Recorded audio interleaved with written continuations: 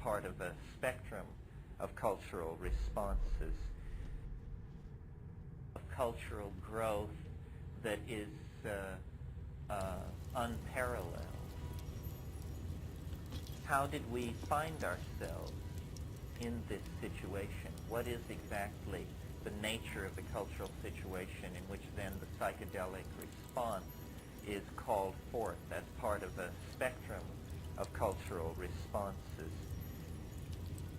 Basically, what's been going on in Western civilization for about 500 years is the exploration of the metaphor of materialism, Another which step began forward. as a simple limiting We should hurry to the case. Inquisitor.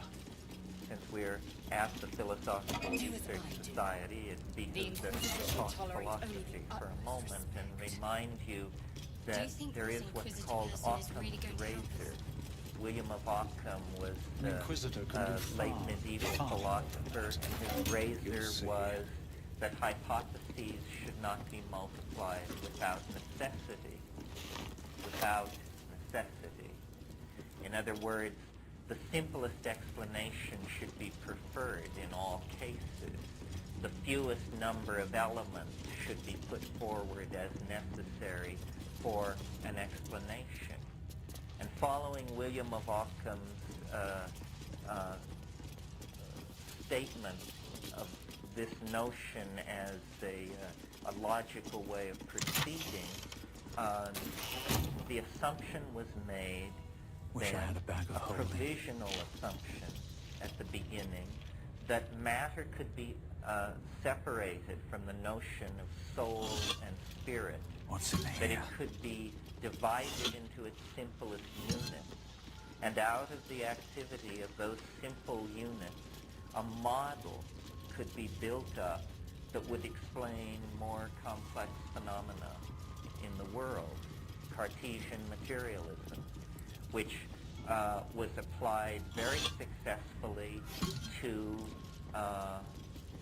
physical matter, to the chemical element, and so successfully, in fact, that the provisional nature of the assumption was soon forgotten in the explanatory zeal of the people who had latched onto this method. And so it was then applied out of the chemical realm, but moved into the biological realm.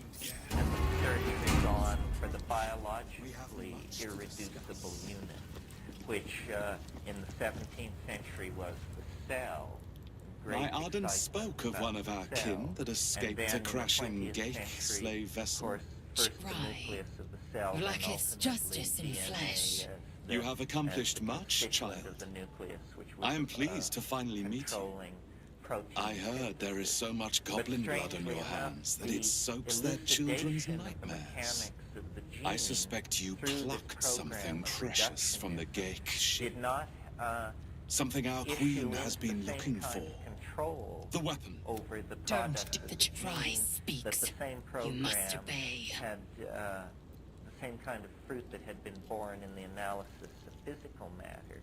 And in the early years of the century, when the effort was made to extend the metaphor into psychology, the grand design is what all Geich seek.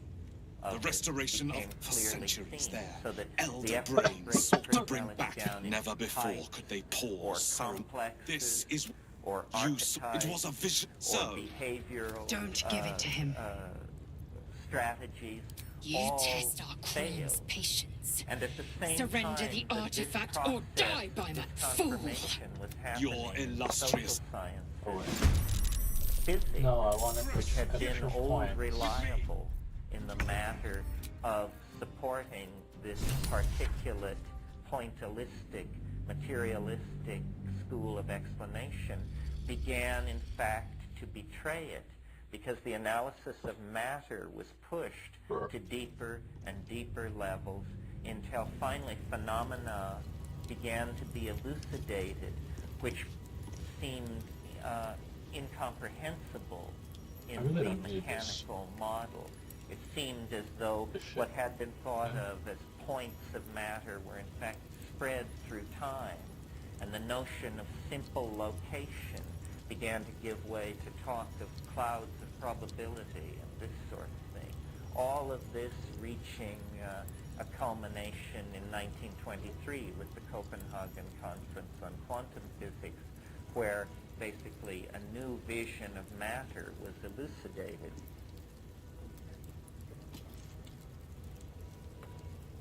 And strangely enough, the new view of matter seemed to have a very mentalist sort of aura about it. It no longer was a theory of simple location, calculable energies, and specific predictions. It was probabilistic. Now, this reemergence of the need for a wave mechanical description of matter can, I think, now be seen from the vantage point of 55 years as the first stirrings, or among the first stirrings, of the reemergence of the spirit. And I think that what understanding and imagination in the light of nature argues for is the presence and reemergence of the awareness of spirit in the world. This is what the so-called and long-heralded paradigm shift is all about.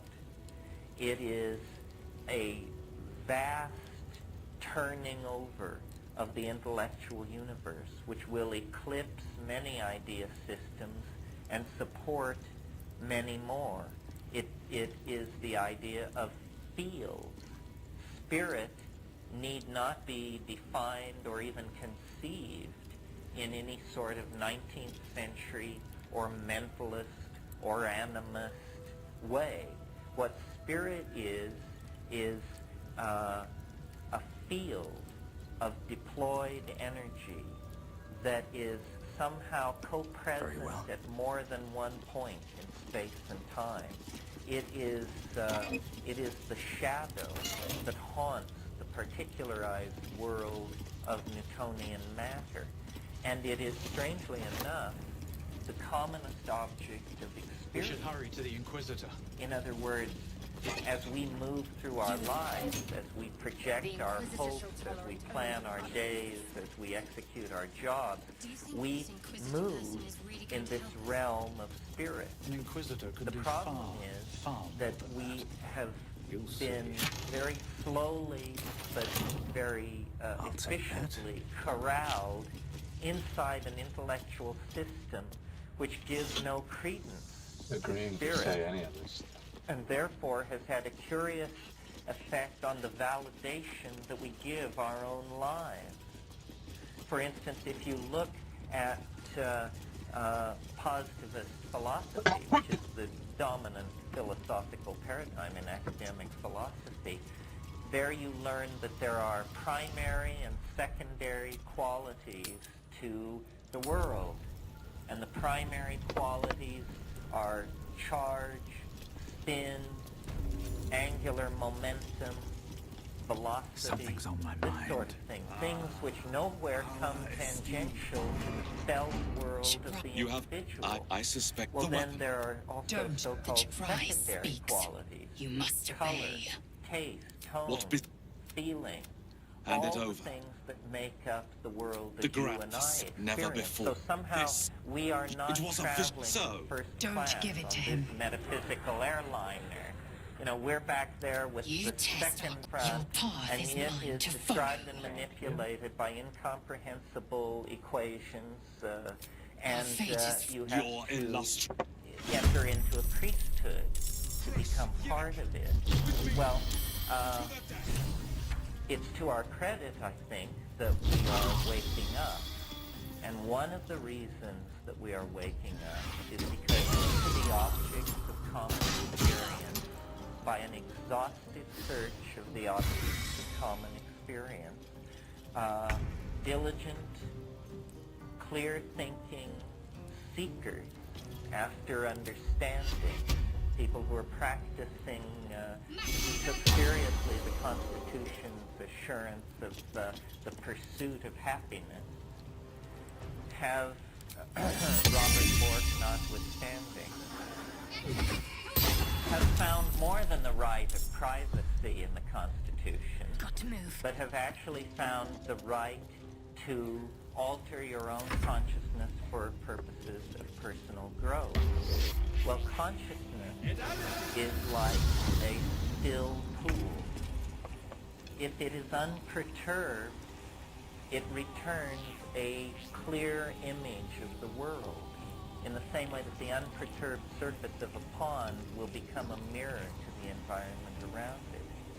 But if consciousness is perturbed by being shifted from its ordinary modalities, then the extraordinarily tenuous and provisional nature of what we call reality swims into our ken. And we see, that what we take to be solid objects, what we take to be here now, what we take to be personal identity versus other in the form of other personalities, that all of these things hang by the most tenuous, twisted thread and cultural convention. And that beneath the surface of those conventions is utter terra incognito, a no man's land, the unexplored territory behind cultural assumptions, suddenly, starkly, totally, incontrovertibly illuminated to the inspection of the individual. Well, this is feeding. To my mind, it is the major factor responsible for the re-emergence of the awareness of the spirit. It holds out the possibility that we can create a new definition of our own humanness. Time to strike. That it was fine for purposes of disentangling from the medieval church to take the materialist route and to follow it into Darwinian evolution, to recognize our ascent from previous primate forms, and to sort of claim a dimension of existential freedom. But that is not the whole story. That essentially is the legacy or the achievement of modernism, which was fully worked out by 1927 or 8, I would say. I mean, those people, the pataphysicians, the quantum physicists, the Dadaists, the Surrealists, Alfred Jarry, Andre Breton, it was all worked out. And those of us who were born after that time and have come into this sort of pseudo-eschaton of regurgitation of modern values in art, fashion, and literature have been living in this kind of a goldfish bowl ever since. I mean, really, it's astonishing the degree to which, in the most progressive and fast-moving century in the last 10 or 20, for that matter, there has also been an extraordinary backward current, a very strong recidivism that has held at bay the true exfoliation of what modernity was supposed to mean. That's why within the 20th century, the further back you go, the more utopian the projection of the future becomes. And the further into the 20th century you go, the more like a dystopia it becomes, as we get not elevated railways, immortality, and hot pants, but, bread lines and germ warfare and doublespeak and all of these things. So into this situation of retrenchment and cultural recidivism and the working out of modern values, which are materialist values, comes then the beginning of the postmodern era. I prefer a different term, which I call compressionism.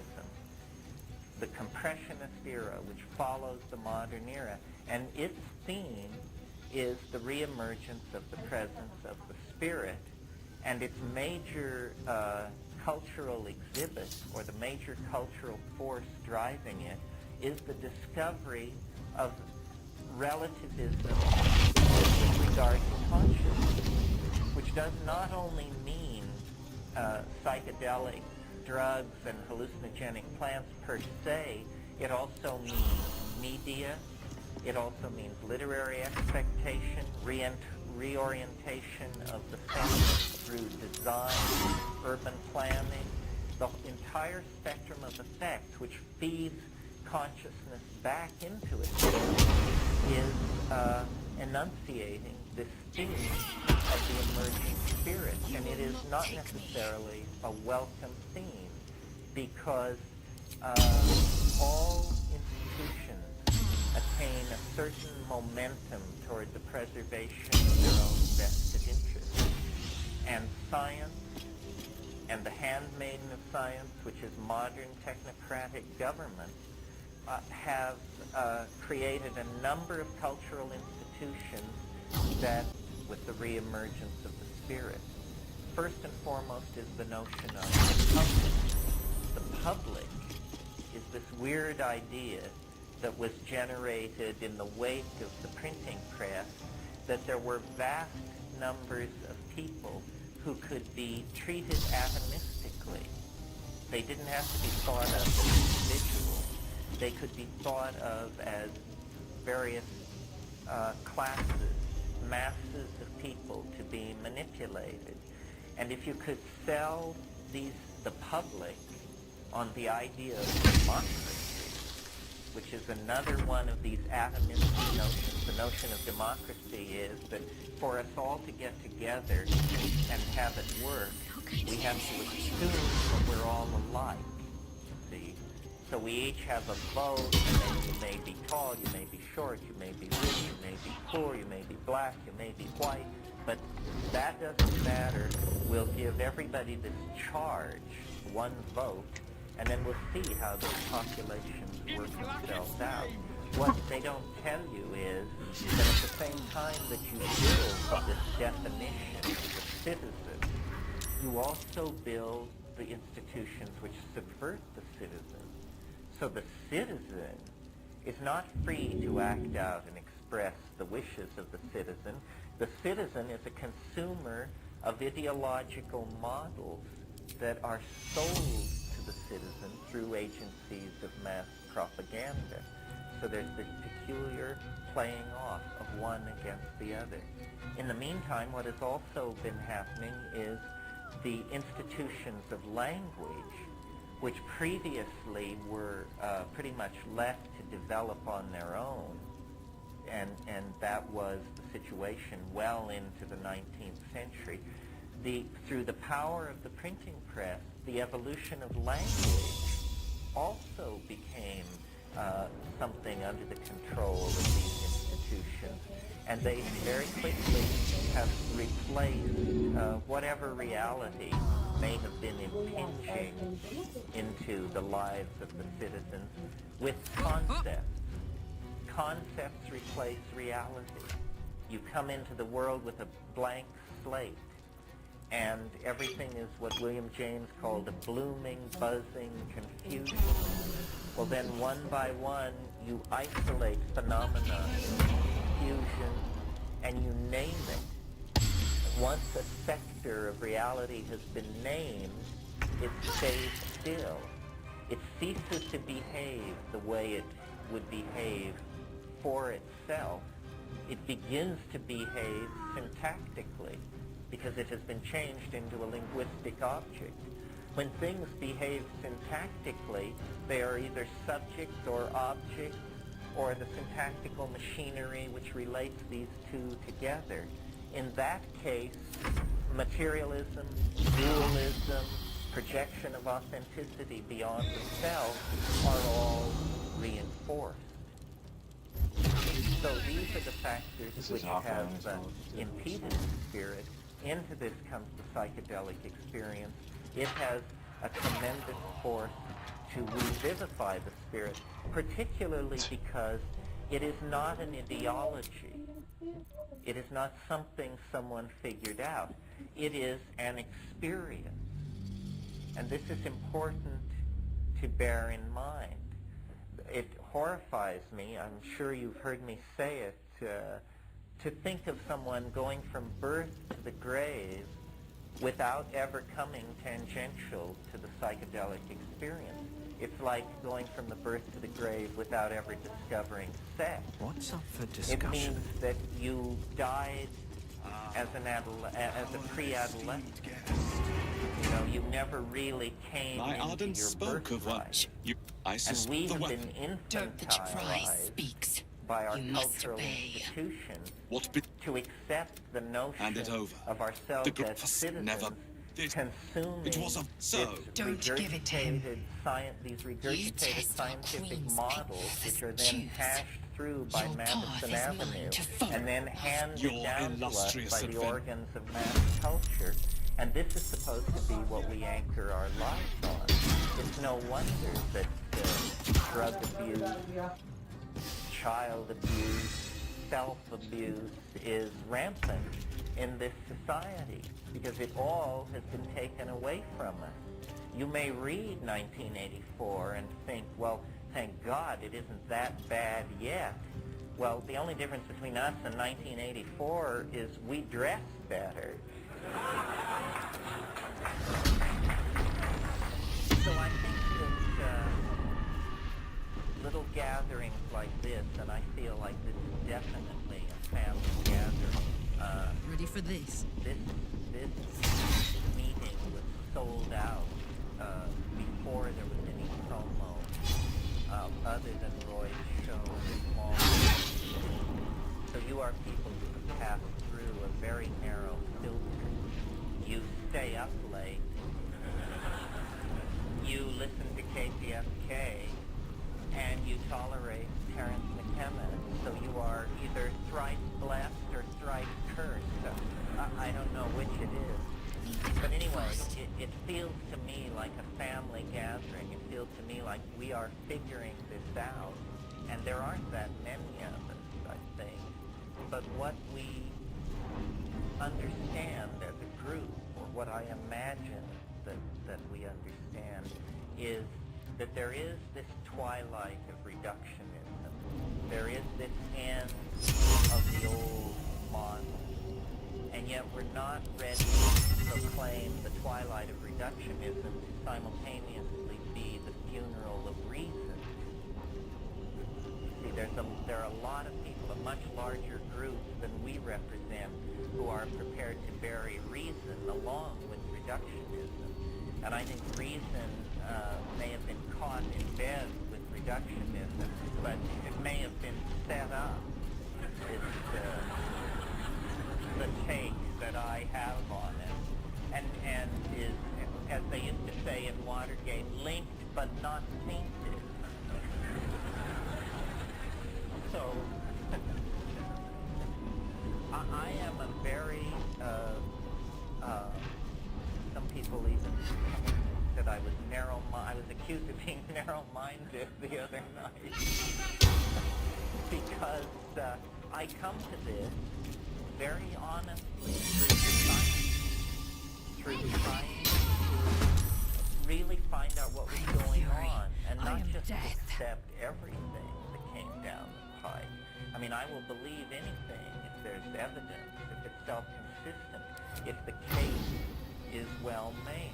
I mean, I think that the first thing the truth will be is a pleasure to hear, you know, and not some turgid and tormented thing where you have to go to 6 meetings and not talk to anybody who doesn't believe it and all of this sort of thing.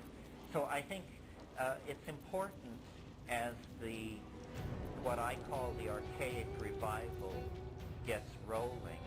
It is important for us to clarify where we're coming from. When we were simply the lunatic fringe of the lunatic fringe, it hardly mattered. But responsibility will devolve on us to say what we mean and to have a position which is not only convincing to the converted, but convincing skeptics. That's who I am. because I think that a great instance of cultural blindness is what we're confronted with on the issue of psychedelics. Psychedelics are to the science of psychology what the telescope was to astronomy. Need to find a way Galileo's forward. Time. And we are in a situation of increasing global pressure on our species, increasing outbreaks of neurosis, unhappiness, psychic epidemics, and we are leaving our best tools behind because of very preposterous cultural prohibitions.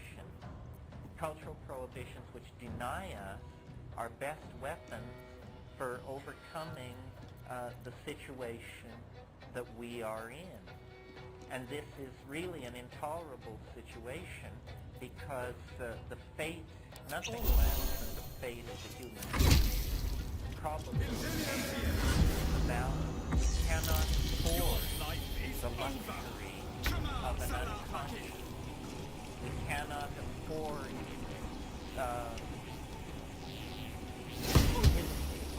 closed-mindedness, racism, sexism, consumer materialism, selfishness, an absence of globalism. And these things are not necessary for us, for our moral edification, so that we can feel like well-bred ladies and gentlemen.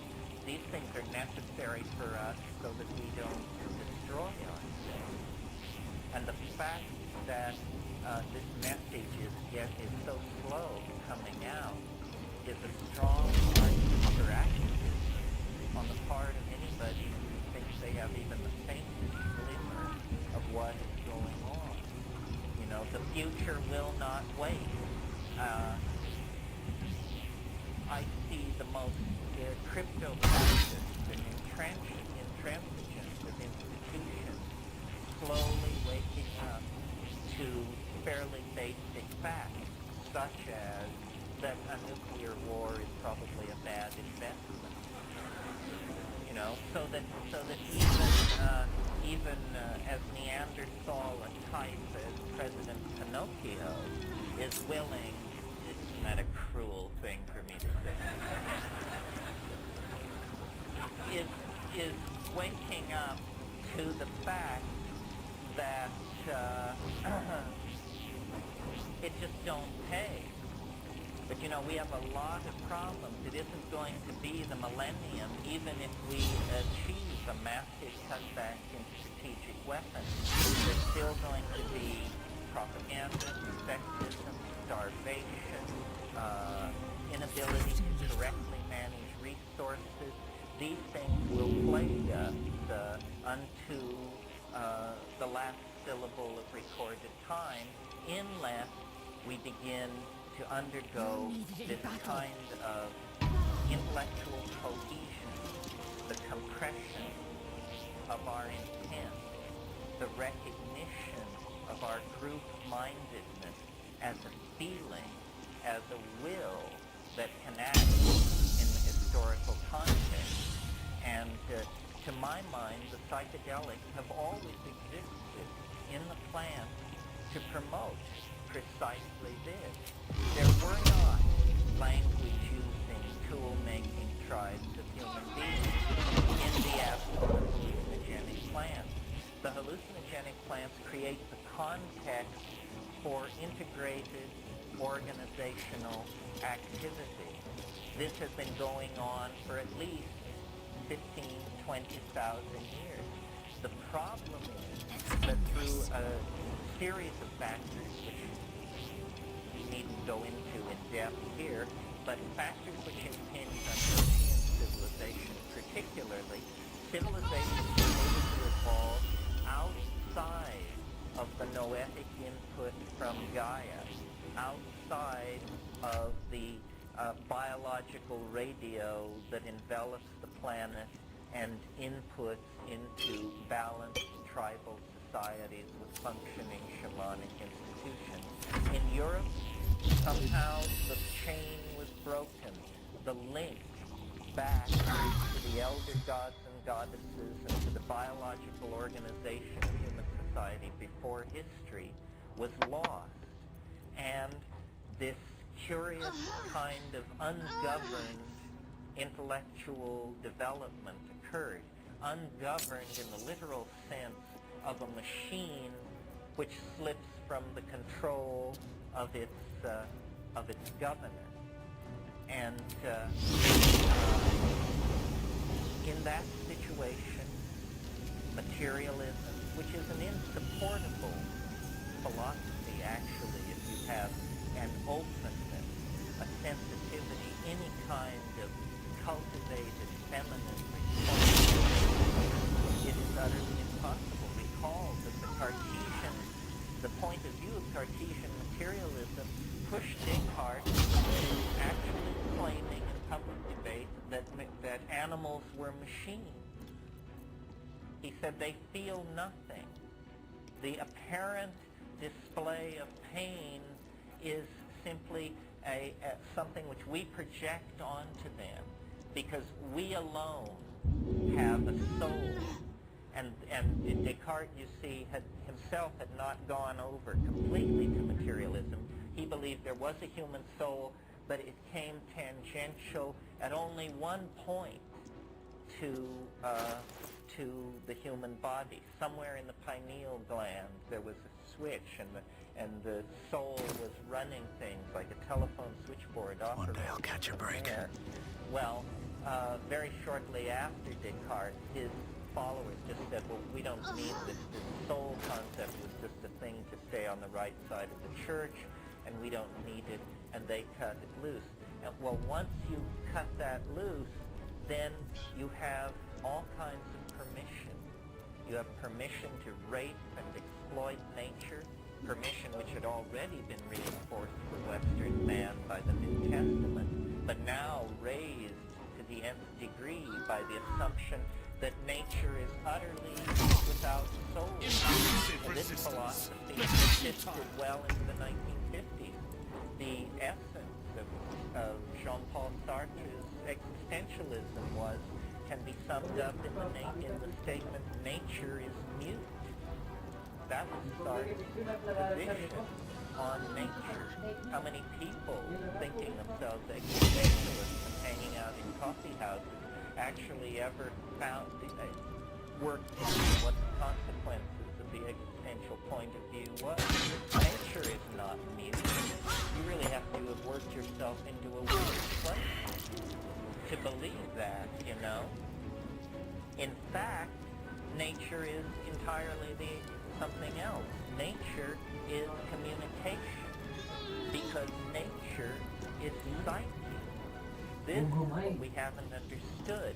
We have somehow talked ourselves into the belief that into the natural world of Eden, God came and made man, and from man woman, and that men and women are of so ontologically a different level than the rest of nature that no conclusion about us is drawn from an examination of nature. Nothing could, it's impossible to understand how this idea persists and has such momentum in the 20th century, where hierarchy theory has very, very clearly explicated the notion of the linkage of higher order systems to subsystems that are physically more simple. So you see, really what we have is a kind of fractal. In fact, it's not greatly different from the unethical view of the 16th century, where people said, as above, so below. The microcosm is a reflection of the macrocosm. What this is really saying is that at the level of a planet, you get a certain level of organization and spectrum of peripheral effects. The same thing, such as self-reflection, self-regulation, intent, goal projection, steering toward perceived goals. You get the same kind of thing on the level of a society, can be a beehive or a herd of antelope or whatever, and you get it in the human individual and the human society. So really what is to be seen is that we are Wonder if the gods are watching me. the cutting edge of becoming. We are not single part. We are a unique level of a multi-level organism, and we have been called forth out of nature, by nature, for a purpose. And what is our task as individuals, I think, is to discover what that purpose is, and then to align ourselves with it in a way which allows the plan, whatever it is, to most smoothly unfold. Well, what it seems to be is a progressive invocation of spirit, the theme with which I began the evening, that through language, through abstraction, through magical invocation, formulation of religion, projection of art, the field phenomena, the phenomena which are diffused in space and time and not easily located, are forcing or intruding their way into three-dimensional space and time. If you were an extraterrestrial in a starship in orbit around this planet, what you would see looking down is a gene swarm.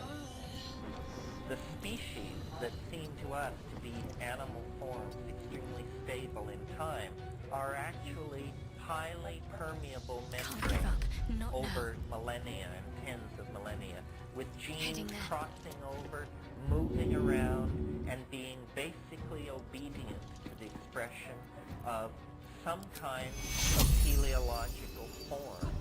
And it was the concern of 19th century biology to eliminate teleology, to eliminate purpose and directedness. But it's very hard to avoid the impression of some kind of attraction ahead of this planet, embedded in its history, and somehow channeling everything toward it, so that the progressive acceleration in human society of information production, of communication, the proliferation of languages, natural and synthetic, all of these things are not something going on in the human domain and somehow sealed from the general state of nature, but are in fact part of the general state of nature. And the human experience, or the human animal, as the carrier of this catalytic process, this speeding up and accelerating a process on the surface of the planet, is not sealed from nature, but the leading edge of a process on this planet. Now, teleology was so antithetical to 19th century science because they were trying to pull away from the telos of medieval scholastic philosophy. They didn't want God. 19th century English atheists, Nothing will stand in my way. Lyle, and that crowd. However, we have come through the so-called death of God and the elimination of a theological raison d'etre for the universe. And now we're looking more at a telos that we would operationally define, rather than define it based on ancient revelation, which was the previous method was the older the book, the truer it must be, and the Bible is the oldest book, and therefore it must be true. This is what Mircea Eliade calls the nostalgia for paradigm of time. We are overcoming that. It can now be seen that there is, in fact, some kind of transcendental object. And it's best to describe it phenomenologically lethal. We don't know what it is, but we do Might know not be that true. it's an enormous attractor of some sort, and we are in the field of attraction, and by we I mean all life on the planet is being drawn into this nodal point. And I wonder it if is this is worth the possible cost. to anticipate it through the psychedelic experience, because apparently the natural and the You picked the wrong linguistic fight, world friend. are worlds which are organized along the principle of fractal curves. Fractal curves are recently discovered mathematical objects. Not all of them are recently discovered. Some we know as late as the late 19th century. Inquisitor but most Wargas have been was discovered potent. using computers. We are impressed.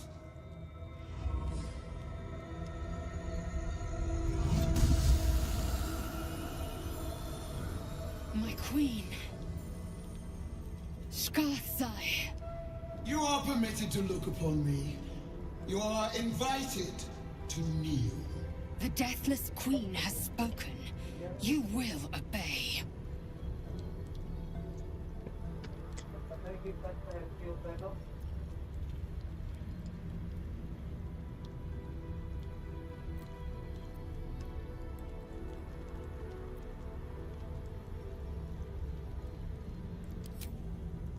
Did your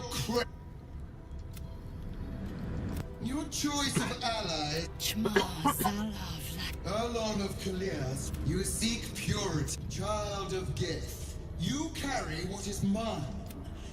Do I call you loyal servant or thief?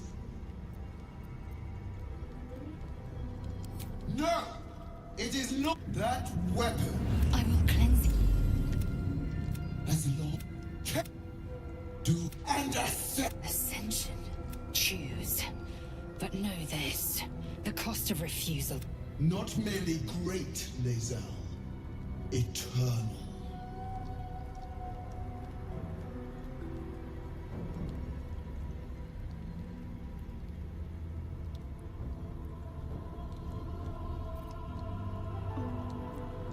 Perhaps Do not test her. She will be our ruin.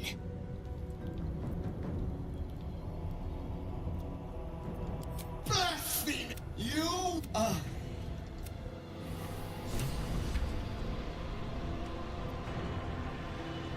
Oh no.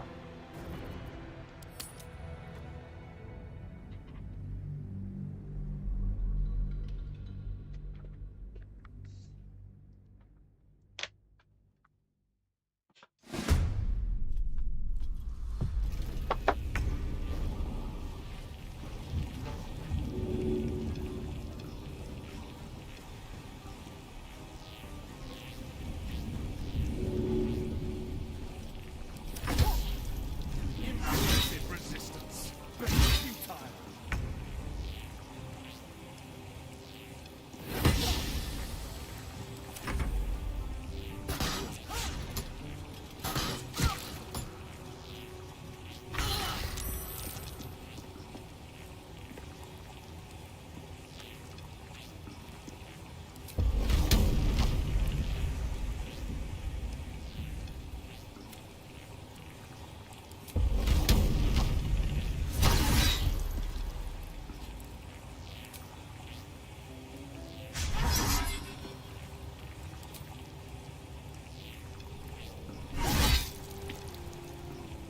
Time to strike.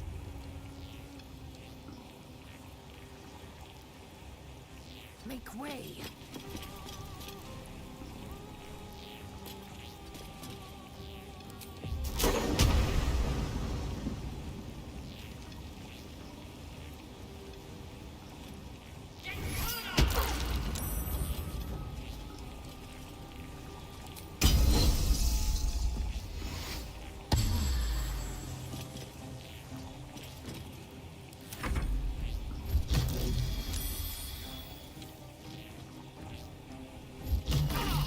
The last 10 or 15 years. And they are self-similar curves such that when you take a subset of one of these mathematical objects, it is found to have the whole pattern embedded in it. The Fourier transforms that describe holograms are these kind of things. Coastlines, mountain ranges, data of all sorts in analyzed in a certain way. Much longer like this. Apparently, the world is a kind of vast spiral fractal that is achieving greater and greater closure with itself. And we experience this density of closure and this compressionism as the spectrum of effects which we call human evolution, human history, emergence of life itself, the present moment, the rush toward apocalypse.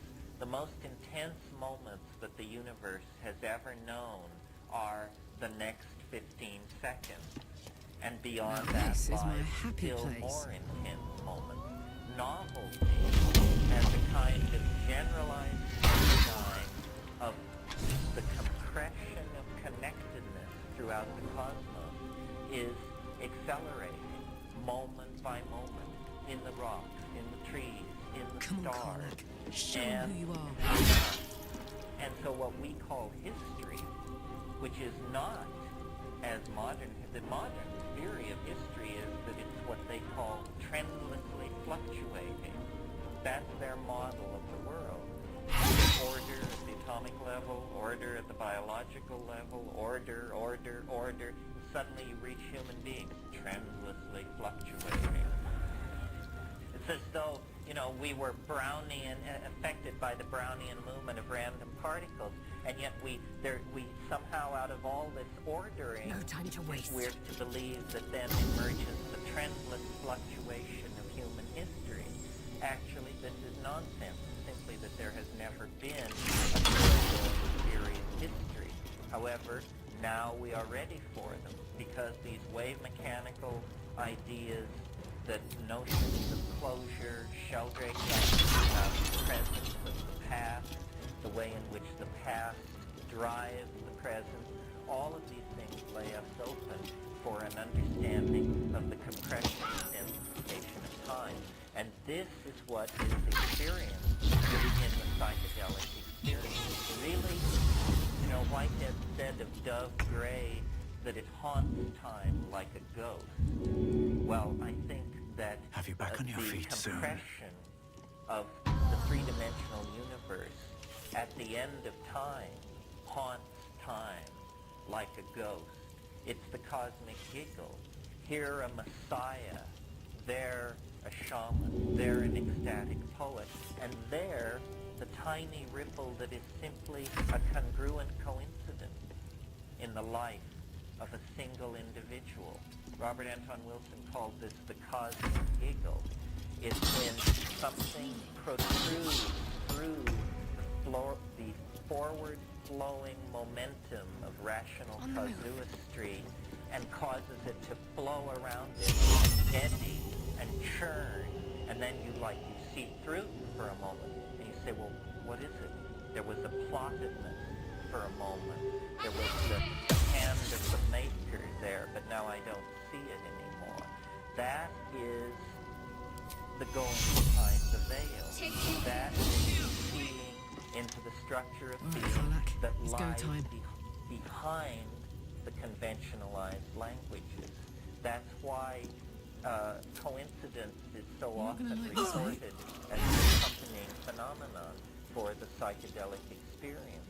Because really, syntax is dissolved, and syntax is a filter for this sense of eminent connectedness.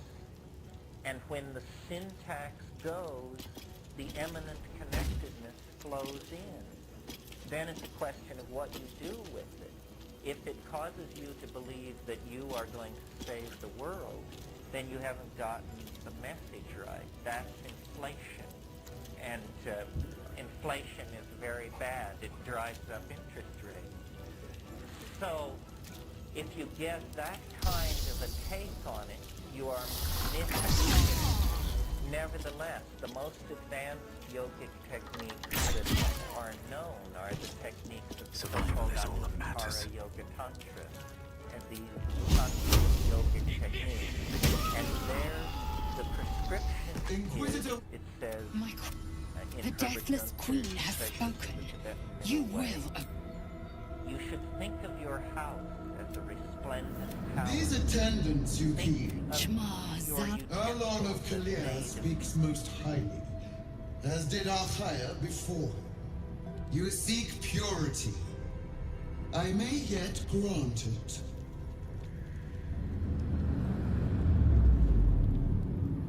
Child of Gith, you carry what is mine. Do I call you loyal servant or thief?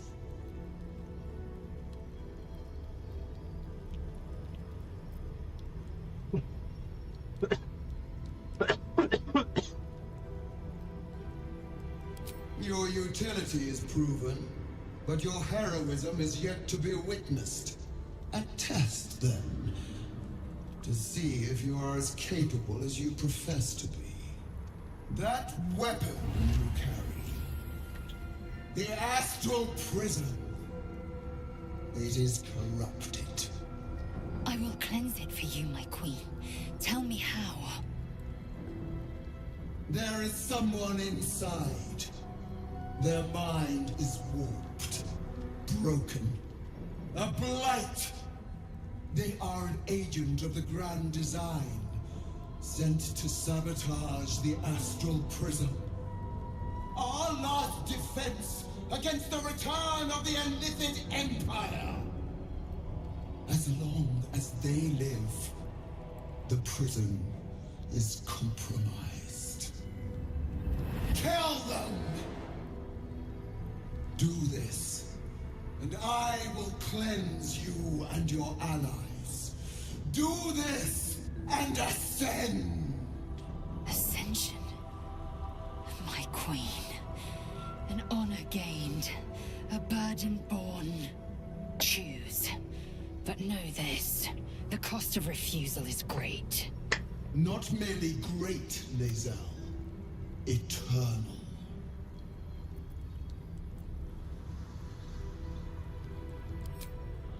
You!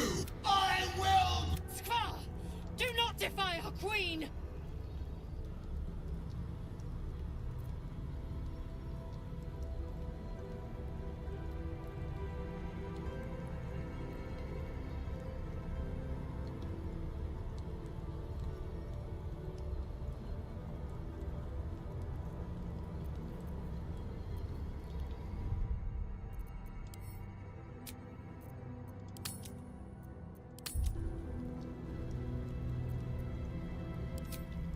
Autonomy begets... Use this to enter the prism, or deny me. The choice, as ever, is yours. But know this. My wrath is carried with each of my faithful. It will find you. Vlaakith's eyes see beyond the plains. We cannot hide. Come, we must enter the prism. Its secrets are finally ours to know. I won't last much longer like this. That should more than suffice. There's no time to waste.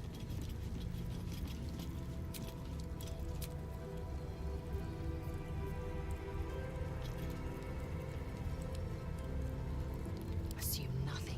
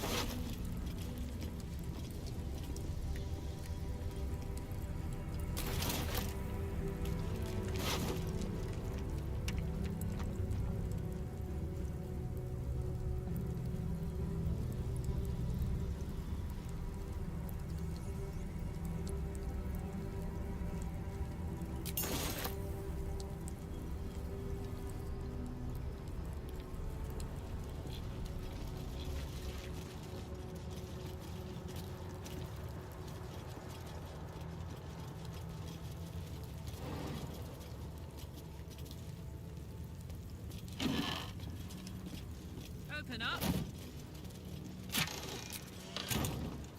Can't give up now.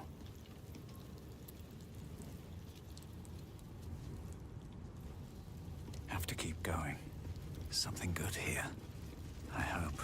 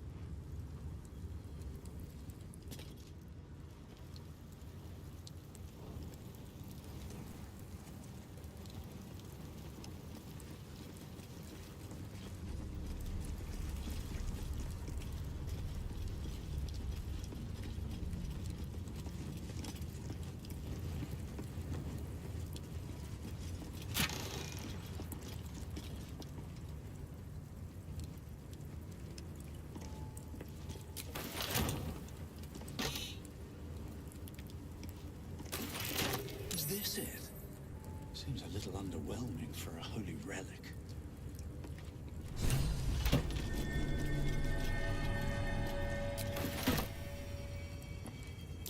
The statue starts to rotate, but its rusty mechanism jams stuck.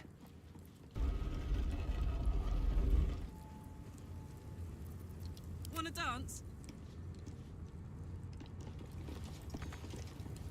The statue starts to rotate, but its rusty mechanism jams stuck. The statue starts to rotate, but its rusty mechanism jams stuck.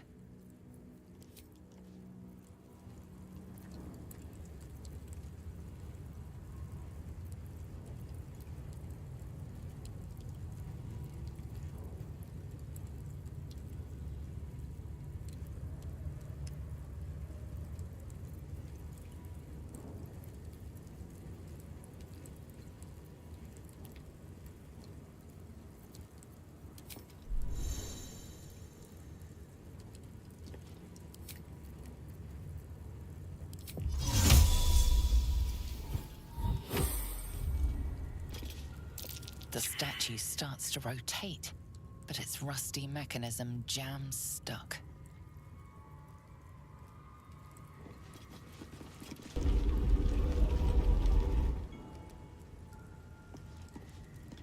Lathander blesses the rising, bountiful sun.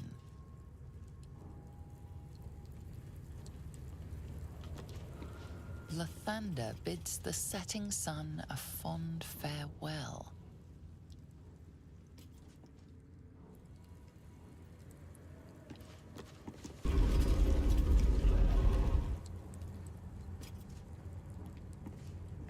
Anything of use?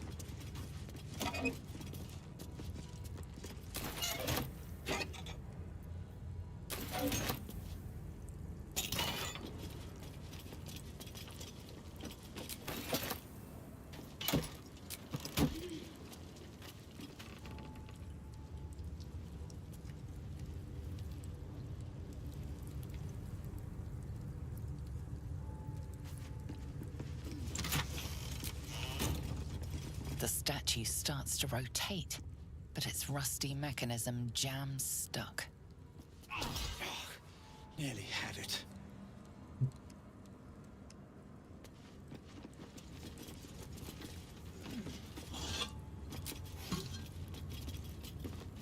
Better not be cursed.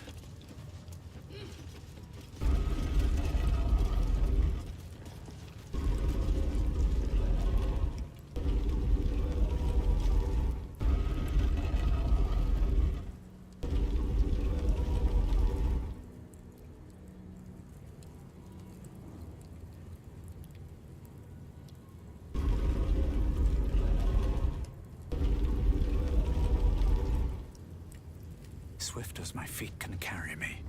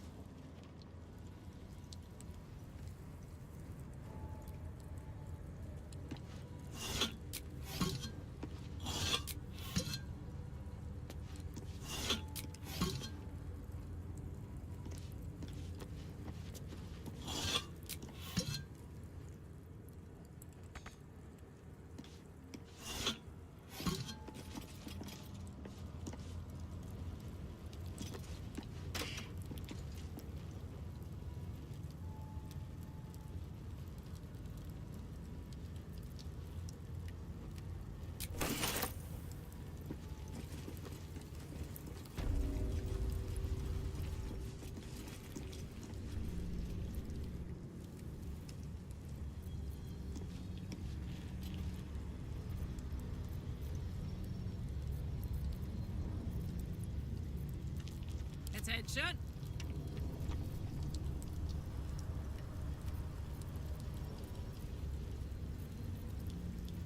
Enough waiting. I crave blood.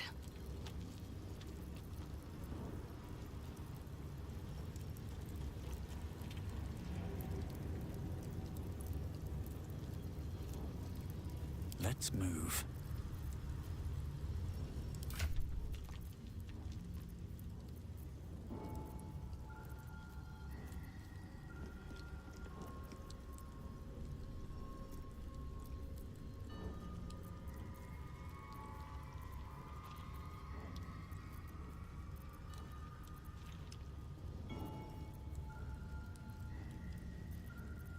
I'm ready.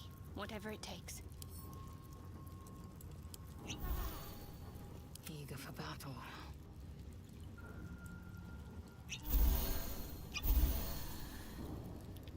Soldier.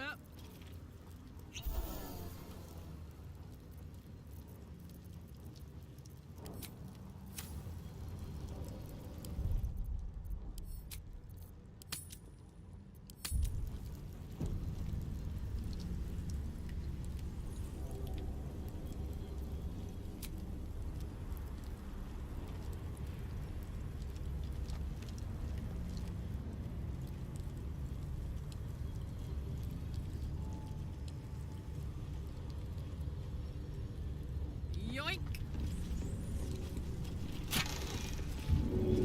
I feel like a rothe in a tea shop.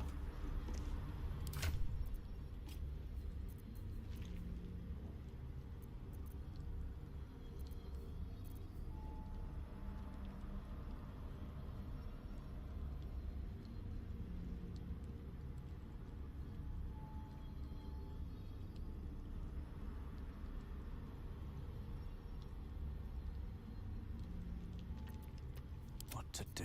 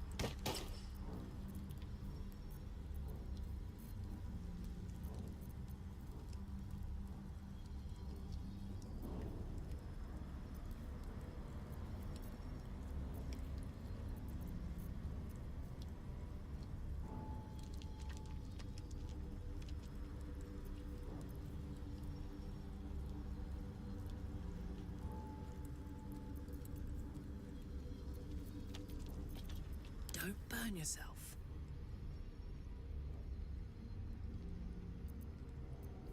Eager for battle.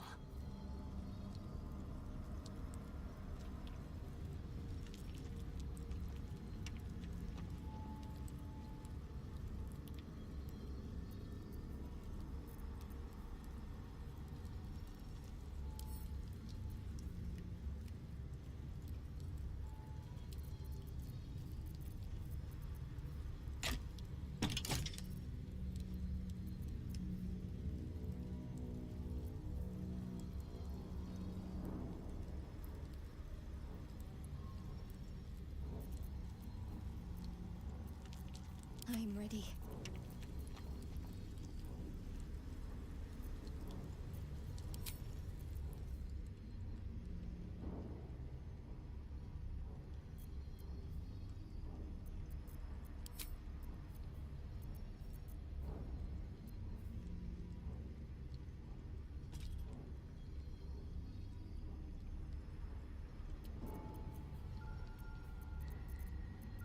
At least things have stayed interesting.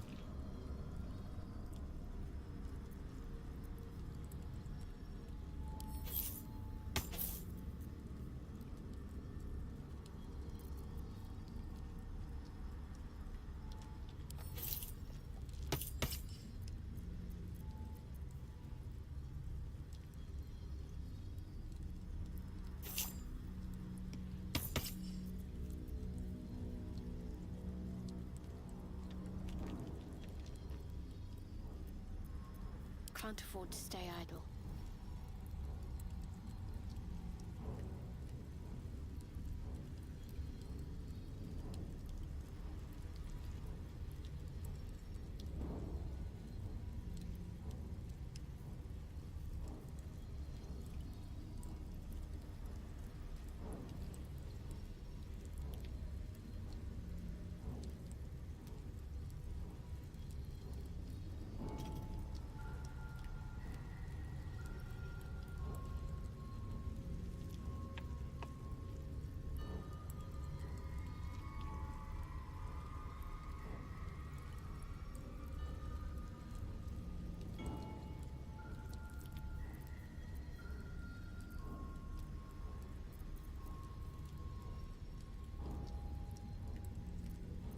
Eager for battle.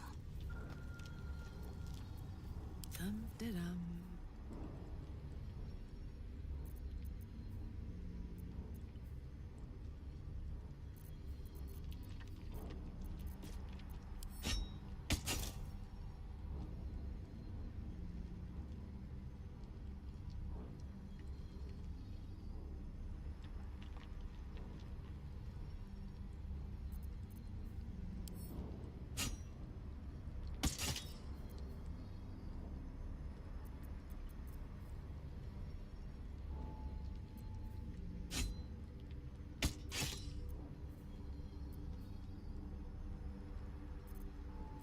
Oh, enough waiting.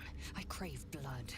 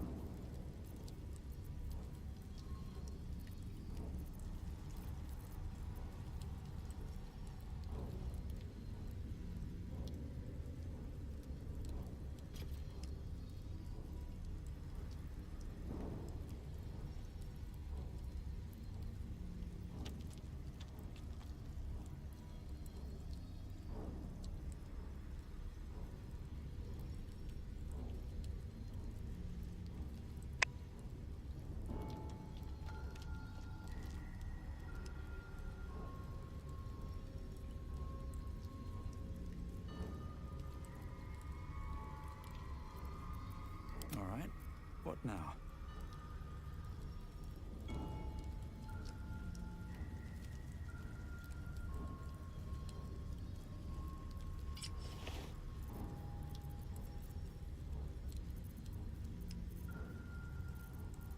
My faith protects me.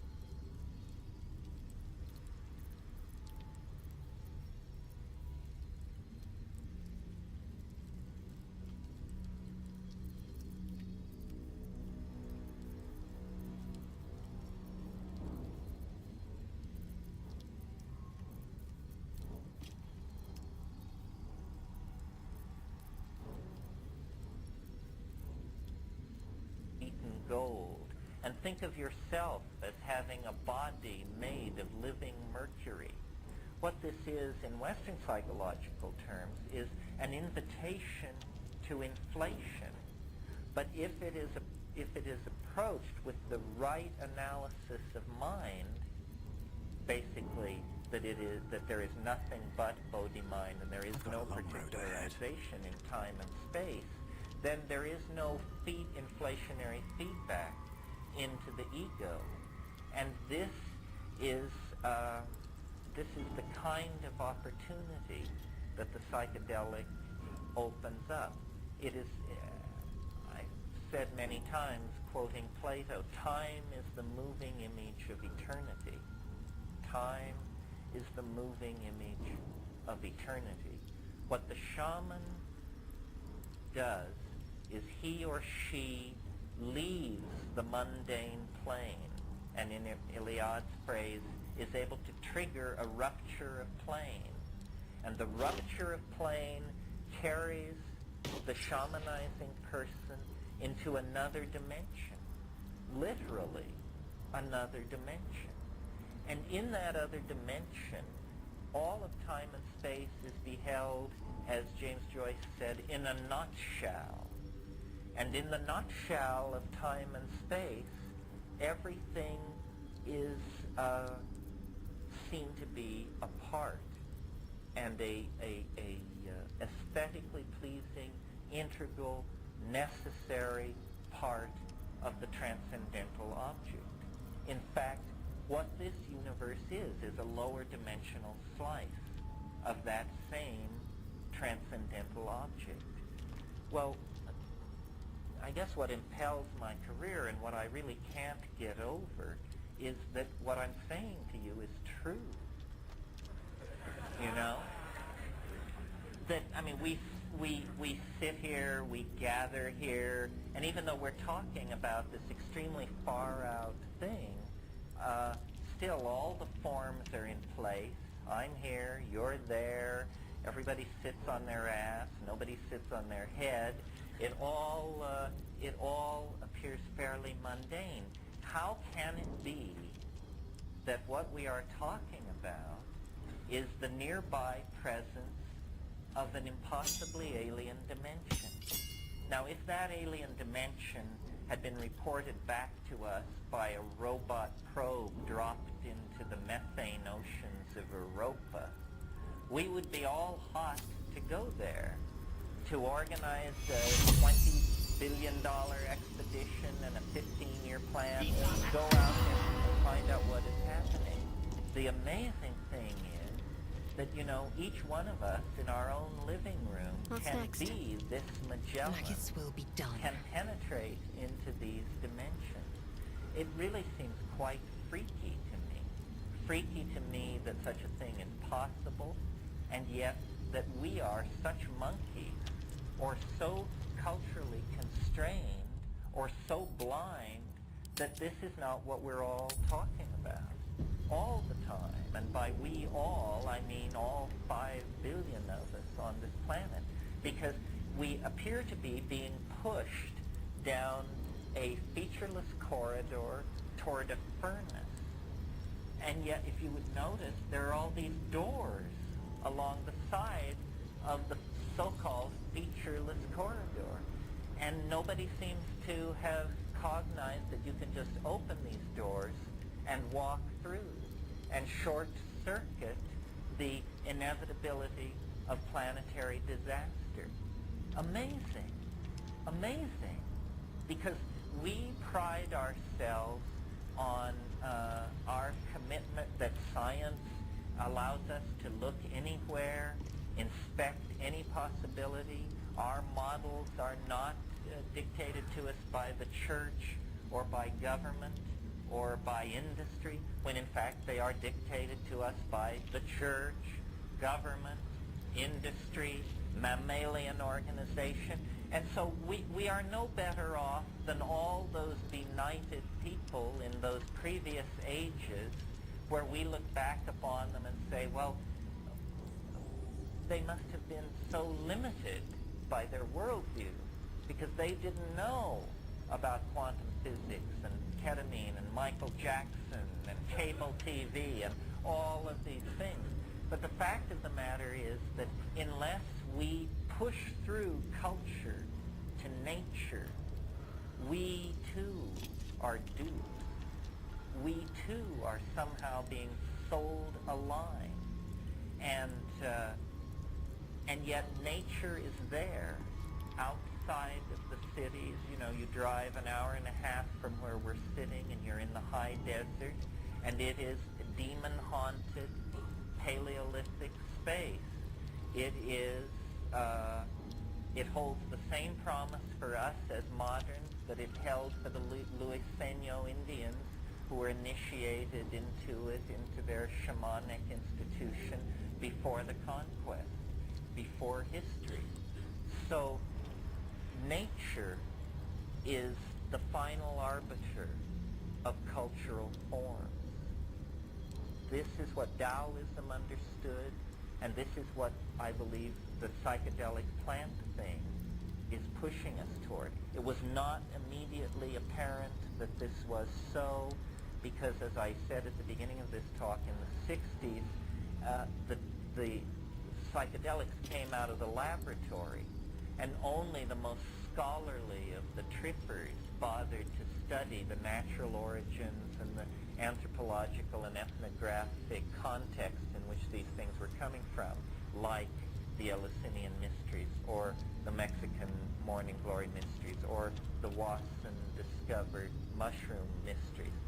But if we can somehow link a respect to nature, a sensitivity to Gaia, a valuing of ourselves, a complete placing of our own feelings and our own perceptions in the forefront of trustworthy sources, and the psychedelics integrated into our lives, then there will be a tremendous cultural impact, a tremendous reorientation, because the message that nature is trying to give, the steering signal on the human species, comes through the accessing of this shamanic dimension outside of history.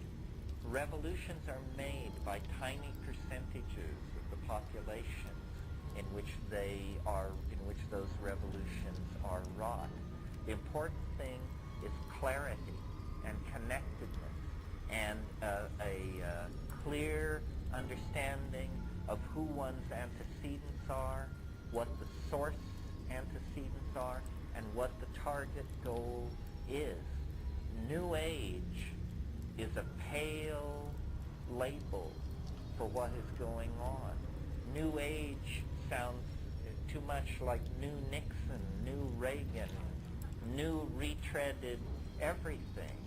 What is happening is an archaic revival, a harking back to cultural models 10 to 25,000 years old, because the profane fall into history is actually ending. The way the fall into history ends is with the progeny of Adam, the human race, recovering the control of the human form, the control of the human soul, the ability to turn ourselves into whatever we wish to be. This comes through the union of imagination, through understanding, into nature, the invocation of the dream. This is what the Australian Aboriginal Society is talking about. This is what the dream time is.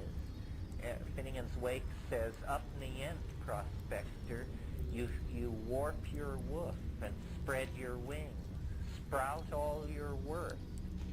This up nient, this end of time, this birth into angelhood lies ahead of us, but it is really part of the archaic return to the paradisical mode before history. The psychedelic hallucinogens are the catalysts. The minds that they touch become the catalysts within the society in general. And from there, the fashions, the social forms, the kinds of conscientiousness, the innate decency that is called forth by the authenticity of the experience is what will transform us. I mean, in the same way that an affair can become a love affair if there is mutual authenticity of behavior rather than simply a kind of flirtation.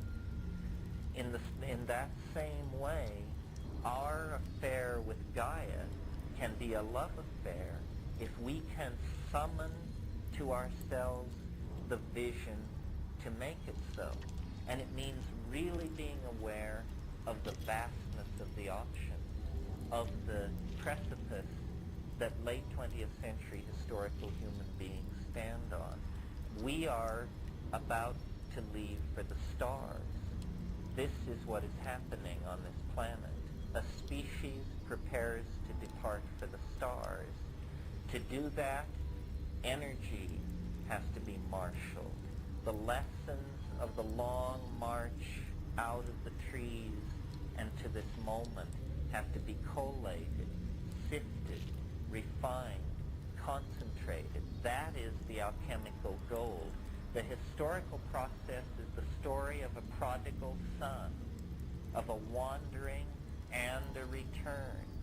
The return is meaningless without the wandering. The wandering has no meaning unless its fruits are given birth after the return. And I think that the last 1,000 years has been the prodigal journey into matter. And it ends finally with modern pharmacology, modern ethnobotany, discovering in the jungles of the Amazon and the mountains of Mexico the body of Eros, Osiris, fallen since the time of the flood, but awaiting the re-emergence of the cognizant human connection. That is what the archaic revival holds out. It's actually our salvation. I mean, I think I'm fairly hard-nosed. I don't see any hope for us. I don't see any hope for institutional transformation unless it is done with an awareness of the transcendental object. And the religions that we inherit from the past are so screwed up that the only way to validate and empower the transcendental object is by self-experience, by direct accessing. And people say, well, but can't it be done on the natch? No, it can't be done on the natch, generally speaking, because if it could be, it would have been done. I mean, there are plenty of elder societies on this planet who have the rap down, you know. But look at the kind of societies that they erect. I mean, horrifyingly dehumanized societies seem to be the breeding place of the most sublime religions there are. So, no, I think there has to be a humbling. We have to bow our heads and abandon the dualism that we inherit out of Christianity and science and the whole Judeo-Christian Islamic shtick. We have to realize that it requires a symbiotic partner. It's a hand-in-hand effort. And if we are willing to take the hand which nature offers in the strange form of the alien vegetation spirit from the stars that seems to infuse us on plant hallucinogens, then we will go forward into a bright new world. It's a partnership. It's a challenge. It's the only game in the planetary village. And I appreciate your letting me share with you my notion of it this evening. Thank you.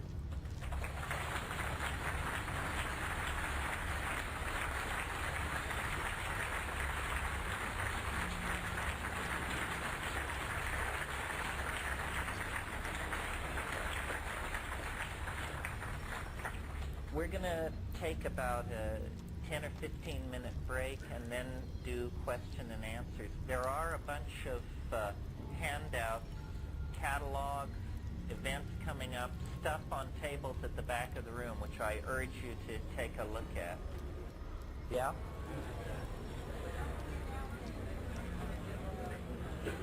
We're going to start very quickly because the Philosophical Society has asked that we wind ourselves down. I wanted to call your attention to a couple of things before I take questions. Psilocybin, the Magic Mushroom Grower's Guide, is back in print by popular demand, and at health food stores you buy agar. But I do technical consulting for a hefty hourly fee. But this can be gotten at BG3. It's longer, it's on better paper, it has more drawings. It's as state-of-the-art as we could make it. It has brought freedom, prosperity, and enlightenment to tens of thousands. We have, not to be outdone by Tim Leary, we have a piece of software. So if you own a 2E, 2C, or 2GS machine from Apple, why you can run this time wave software, which in my opinion is actually my best trick, and I will be writing and talking more and more about the wave of time, because in Hawaii, finally developing this software gave me a real grip on it. Eventually we will market this for Macintosh and IBM compatible machinery, but right now it's in the 2E, 2C line. Also, I'd like to mention that Kat and I will be at Esalen next weekend, so if any of you are true gluttons for punishment, why, you can join us up there for 2.5 days, and it should be lots of fun. That will wind this all up. And before I take questions, I want to again remind you of Botanical Dimensions. It is a tax-exempt non-profit. We do need donations, but all the money that is given goes very directly into visibly manifesting the botanical garden in Hawaii, collecting the plants, building a computer database and basically not even supporting, but keeping a Peruvian collector in the field. Since I'm most familiar with Amazonian botany, why that's where we've concentrated. Well, usually questions are the most interesting. How is this to be done? Are you going to hand a microphone? Do people come up? Stand up? Stand up and speak loudly. In the middle, in the back. Yes. Yeah, Aaron. I was wondering if you could share with us your ideas on what spirit is.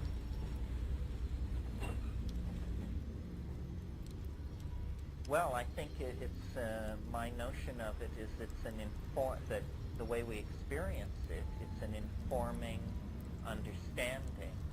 It's on one level, it's simply appropriate activity. You know, knowing how to do everything because it is the Tao of the ancestors. In other words, you can sort of see yourself as the most recent version of your family's genes. And in all traditional activities, there's millions of years of morphogenetic fields stored up for how you pick something up, how you sit something down. So in the immediate sense, the manifestation of spirit is appropriate activity. What it really is, I think, is some kind of hidden how-ness that makes everything be as it is. And that's what the spirit is. In other words, science describes the possible things that can happen. Science is the study of possibilities. And what nobody has ever answered is how is it that out of the entire class of possibilities, certain things actually undergo the formality of occurring. Somehow they are selected out of the class of the possible and they become the actual. Well, the thing which mediates the coming into being of the actual out of the class of the possible is what I think the spirit is. It is the invisible hand, if you will. It is the guiding force. It is the invisible landscape over which becoming flows like a river. It defines, it creates. It is this telos that I mentioned, this attractor at the end of time. Yes, that's it.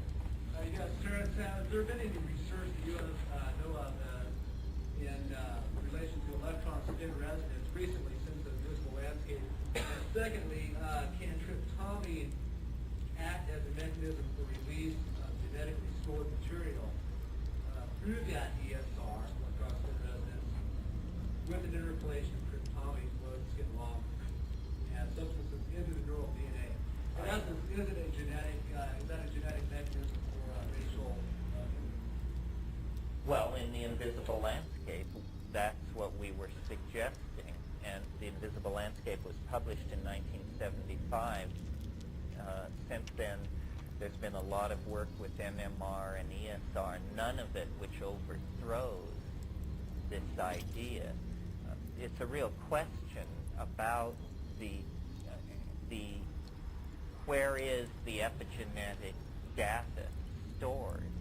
In other words, all the memories that you accumulate during your life die with you. Your genetic material you can pass on at least half to your children. And so during the life of the individual, this epigenetic material, experience, anecdotes, memories, anticipation, where is it molecularly stored, or is it molecularly stored? In the invisible landscape, we were suggesting that thought is actually a naturally occurring ESR readout of portions of the DNA which were not associated with genetic expression, but which were somehow like right writable memory in a computer. The epigenetic stuff was being stored there. There's no data to overthrow that notion that I'm aware of. I don't cling to it as strongly as I once did. I look more and more. I didn't realize that this was a fundamental break, this allowing of spirit into the scientific model of the world. And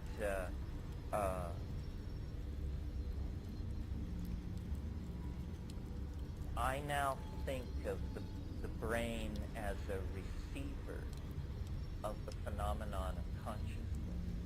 That I don't believe that consciousness is generated in the brain any more than the television programs are made inside my TV. You know, the box is too small. You know, it just obviously is too small. I mean, it might not be if you didn't have the psychedelic experience, but once you splice that and you say, well, it's taking, 10 high 16 megabytes of memory to store this database, so it just doesn't, I just don't think it would be done like that. I think that there is somehow this field phenomenon that I keep returning to. This is another slice on what the spirit is. It is this field of some sort of energy that organisms, as they evolve, discover, right? Already somehow present in the environment. It is the appetition for being that drives organic evolution into this kind of dance of relatedness to this other thing which it can transduce from another dimension. That's why, if you take consciousness expansion, the breadth.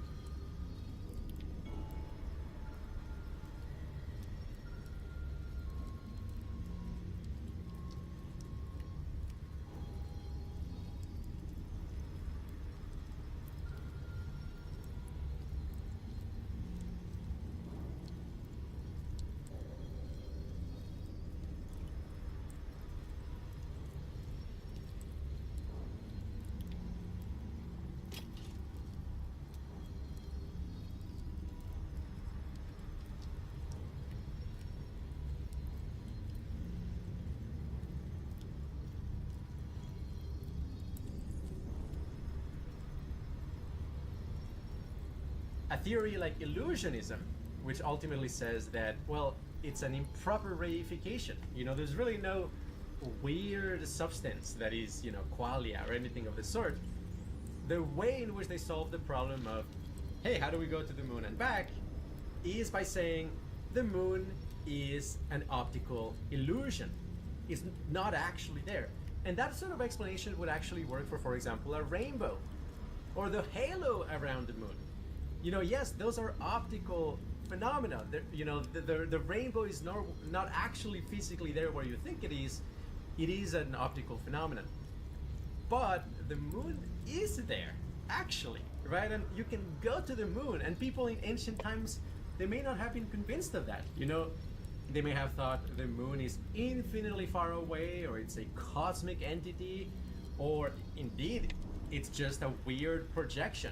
Maybe, the gods are kind of painting the sky, but it's not really there. But now we know the moon is actually there, and it's really freaking far, but you can go there. Now, we're not pursuing the illusionist route. I think it's, basically, it's really kind of, there's a sociological component there, which is that, it makes sense to have kind of like very broad brush skepticism around consciousness, because pretty much every solution that has been proposed fails to actually satisfy all of the constraints that a real theory of consciousness ought to satisfy. So, as a matter of priors, that if somebody's proposing a theory of consciousness that is going to satisfy a lot of these constraints, overwhelmingly likely they actually don't have that theory of consciousness, or it doesn't work in one way or another. So postulating illusionism, eliminativism or functionalism ultimately is a way in which you can kind of like take these skeptical stance firmly and not make a fool of yourself by actually taking the problem of consciousness seriously. Yeah. We're not doing that here. We actually are okay making a fool of ourselves because we actually want to solve the problem. And the problem can be solved. So, that said, a very similar kind of like situation that tends to arise is where we have people that dedicate their entirety of their careers thinking about consciousness only in terms of a subset of these sub-problems. For example, they might exclusively think about causality. I would say something like integrated information theory, which now is kind of like trying to develop also a theory of qualia. Yeah, I mean, for the most part, most people thinking about IIT are thinking about the causality problem, not necessarily the binding problem or even, you know, why it exists to begin with. It's not really trying to solve all these constraints at once. So with the analogy to going to the moon, it's something like trying to solve only how to achieve escape velocity without taking into account the fact that there is air drag that you have to compensate for. Or, you know, maybe if you are taking into account the air drag, you may think that it extends all the way to the moon, not realizing that actually at some point it becomes a vacuum.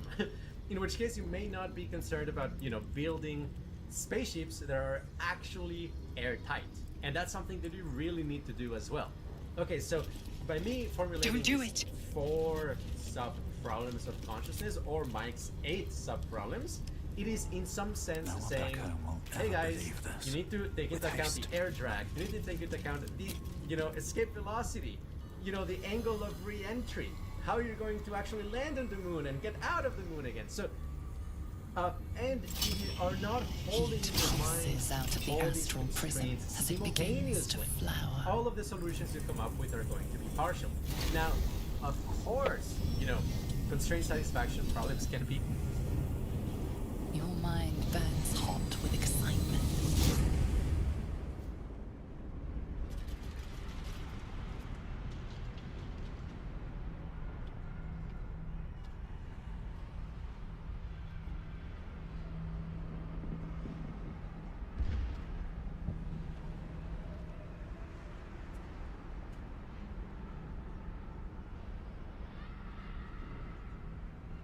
A feeling of belonging stirs within you, a fold in reality, a pocket of the astral plane. Boundless, timeless, like every dream that ever was stitched together. It's just home.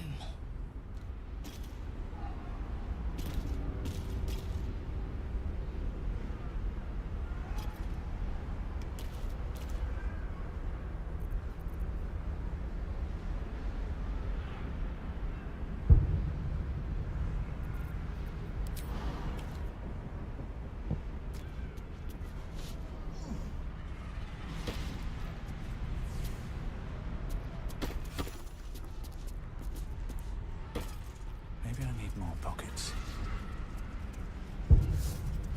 Open up.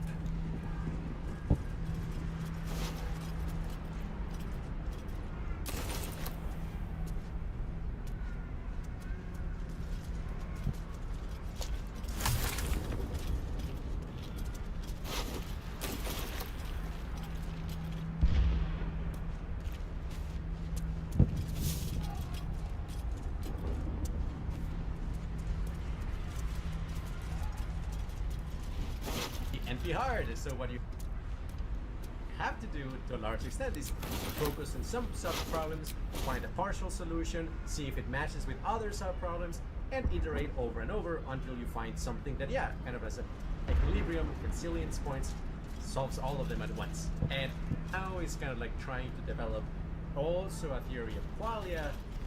Yeah, I mean, for the most part, most people thinking about IIT are thinking about the causality problem, not necessarily the binding problem or even, you know, why it exists to begin with. It's not really trying to solve all these constraints at once. So with the analogy to going to the moon, it's something like trying to solve only how to achieve escape velocity without taking into account the fact that there is air drag that you have to compensate for. Or, you know, maybe if you are taking into account the air drag, you may think that it extends all the way to the moon, not realizing that actually at some point it becomes a vacuum. In which case you may not be concerned about, you know, building spaceships that are actually airtight. And that's something that we really need to do as well. Okay, so by me formulating these 4 sub-problems of consciousness, or Mike's 8 sub-problems, it is in some sense saying, hey guys, you need to take into account the air drag, you need to take into account the, you know, escape velocity, you know, the angle of re-entry, how you're going to actually land on the moon and get out of the moon again. So, everything. And if you are not holding in your mind all these constraints simultaneously, so you all of the came, solutions you come up in with are spite of all my partial. warnings. Now, of course, you know, Disappointing. constraints. Come, we will talk in private. Just the 2 of us.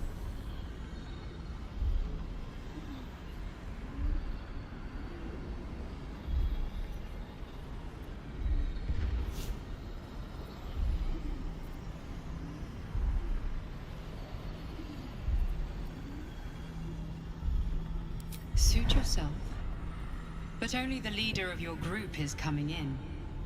I will not allow anyone else. Go on, soldier. If anything goes wrong, I'll come in swinging.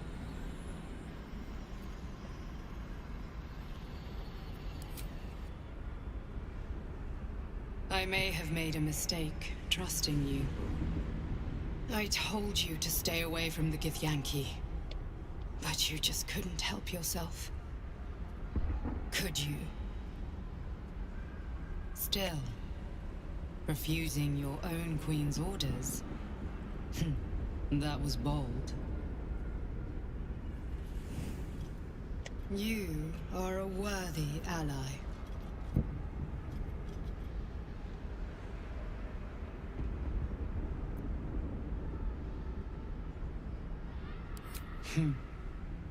I told you I stole the artifact from someone. Well, I stole it from Vlaakith. Since then, she has become desperate. Vlaakith wants me dead because I know her secret. It is a secret so great that if her people ever found out, that would be the end of her rule, the end of her. That same secret is how I've been protecting you from the Absolute. I can hear your thoughts. You think I'm lying. Vlaakith warned you that I would try to deceive you. But consider this. What reason have I to deceive you? I want the same thing as you. Freedom. I'm on your side. I have been since the very beginning.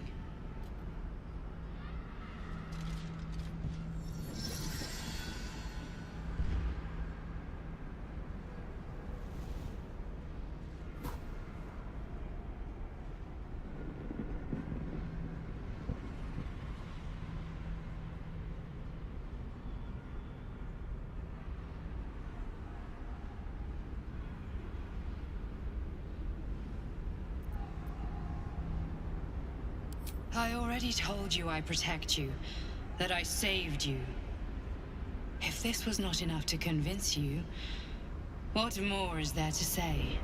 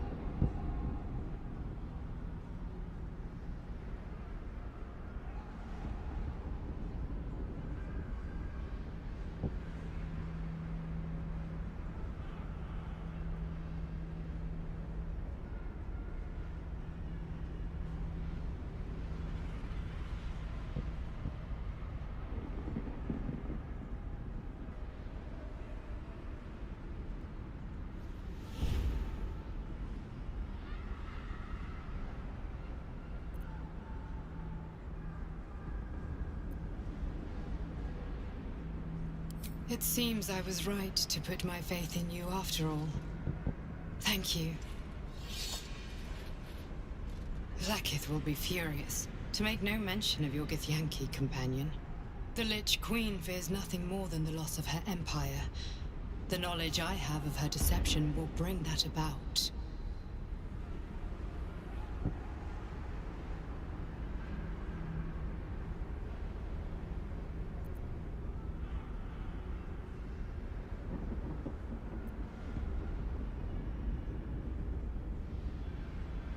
You stood in her presence yourself. Was it not enough to Queen Vlaakith is lying to you and your people. You think she knows how Mother Gith defeated the Illithid Empire. But she does not. If the Illithids would ever rise to power again, she would be... And if her deception were ever to come to light, her impotence, her rule would be... But that very power, the power to resist Illithid control, which Vlaakith owned... I suppose she hoped to Since you spared me that fate, she will come for you.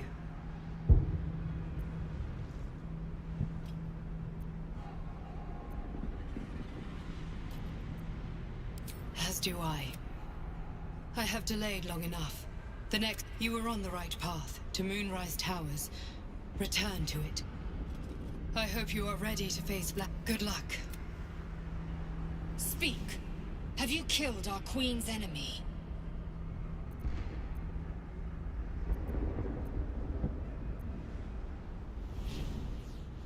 Vlaakith does not lie to her fate. Your mind tingles.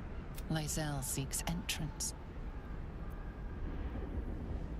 Your thoughts become one. She sees the truth of your confrontation in an instant. Vlaakith Tafkinazin. I see only madness. Vlaakith bears the full might of Tunarath's arms, and the covenant of the great Mother Gith. Skvar! We are leaving this place, now!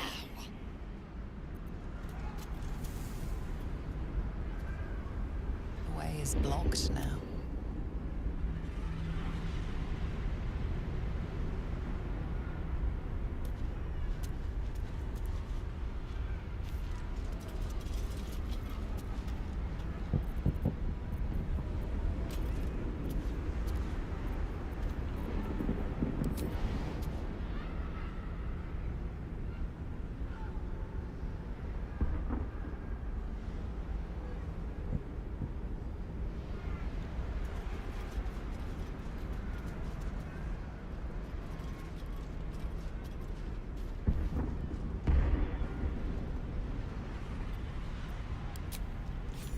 I'm glad you came to your senses.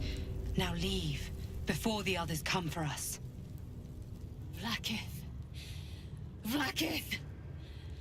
I have wielded your fury as a blade, roared your wrath as a dragon!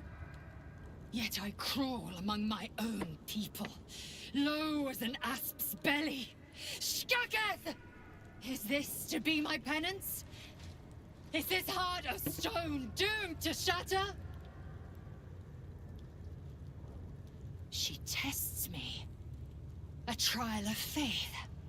Kalir prepared me. Only the heaviest souls soar to the astral. Yes.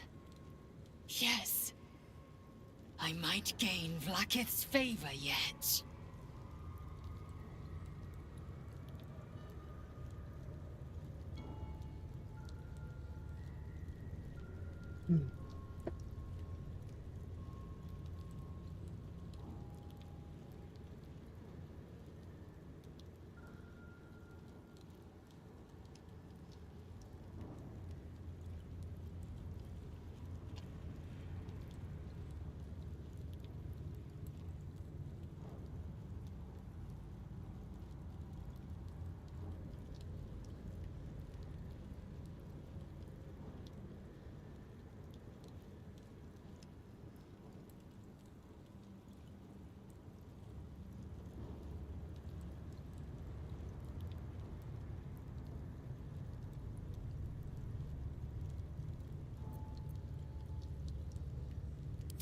Silence! I must think.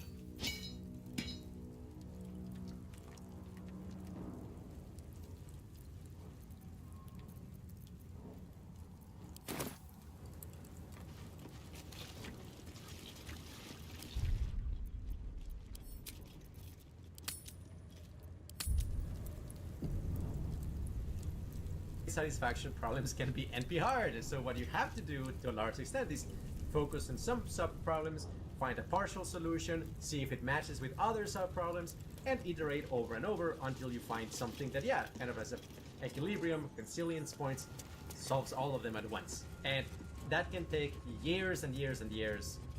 Again, very arrogantly, I'm going to say, yeah, we kind of have a tentative solution, not the whole solution, but something that goes much further than other people have taken into account.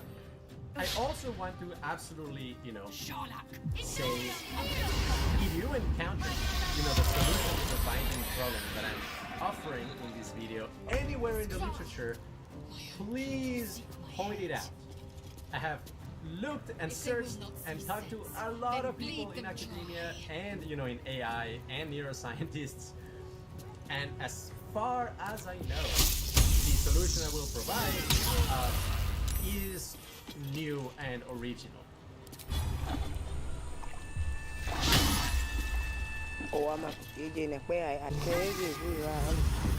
Especially argued in the way in which I'm going to argue it, which is something that solves all these sub problems. So, but I could be wrong. You know, there could be an obscure paper, you know, Lewis 1963, you know, they found exactly the same solution. It's possible, I don't know, but please let me know, you know, like, I would love to know if there is prior literature saying exactly this.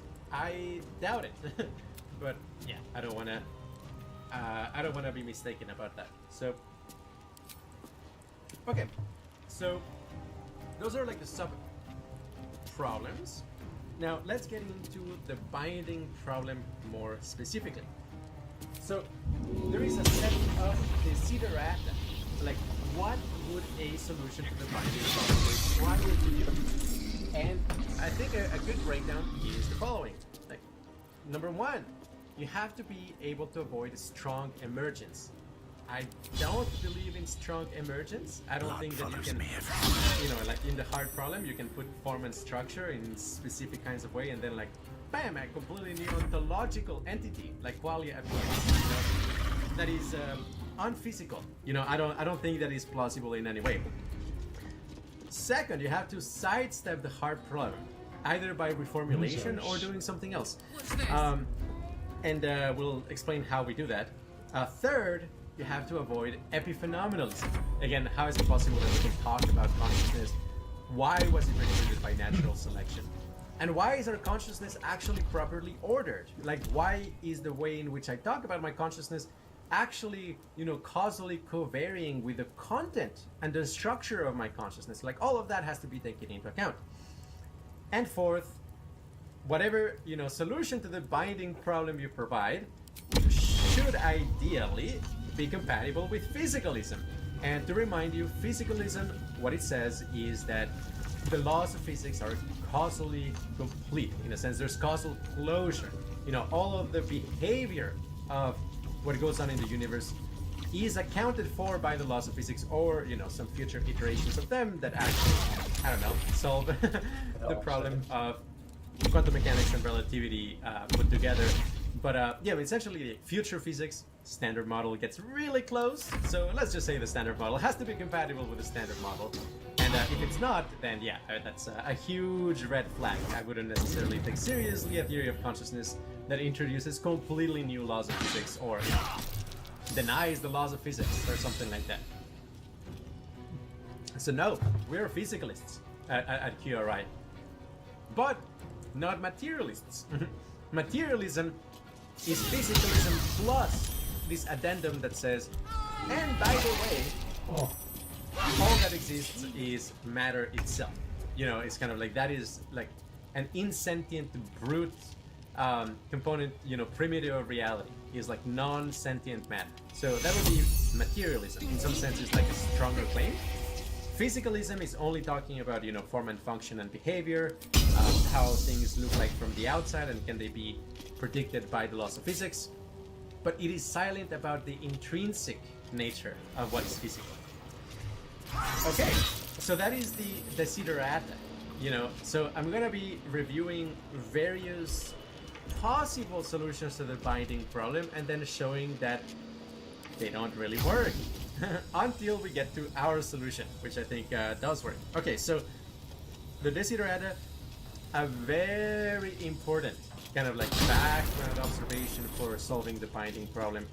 Well, I guess I should really clarify exactly what I mean by the binding problem. So it's, okay, if you assume that the world is made of particles and forces between those particles, how is it possible that 100 billion neurons, distributed spatially in a brain or, an entire body, if you're kind of like an embodied cognition type of person or embodied consciousness type of person, how is it possible that something that is spatially distributed involving so many particles somehow comes together to not only behave as a unit, but actually instantiate something that is unitary, i.e.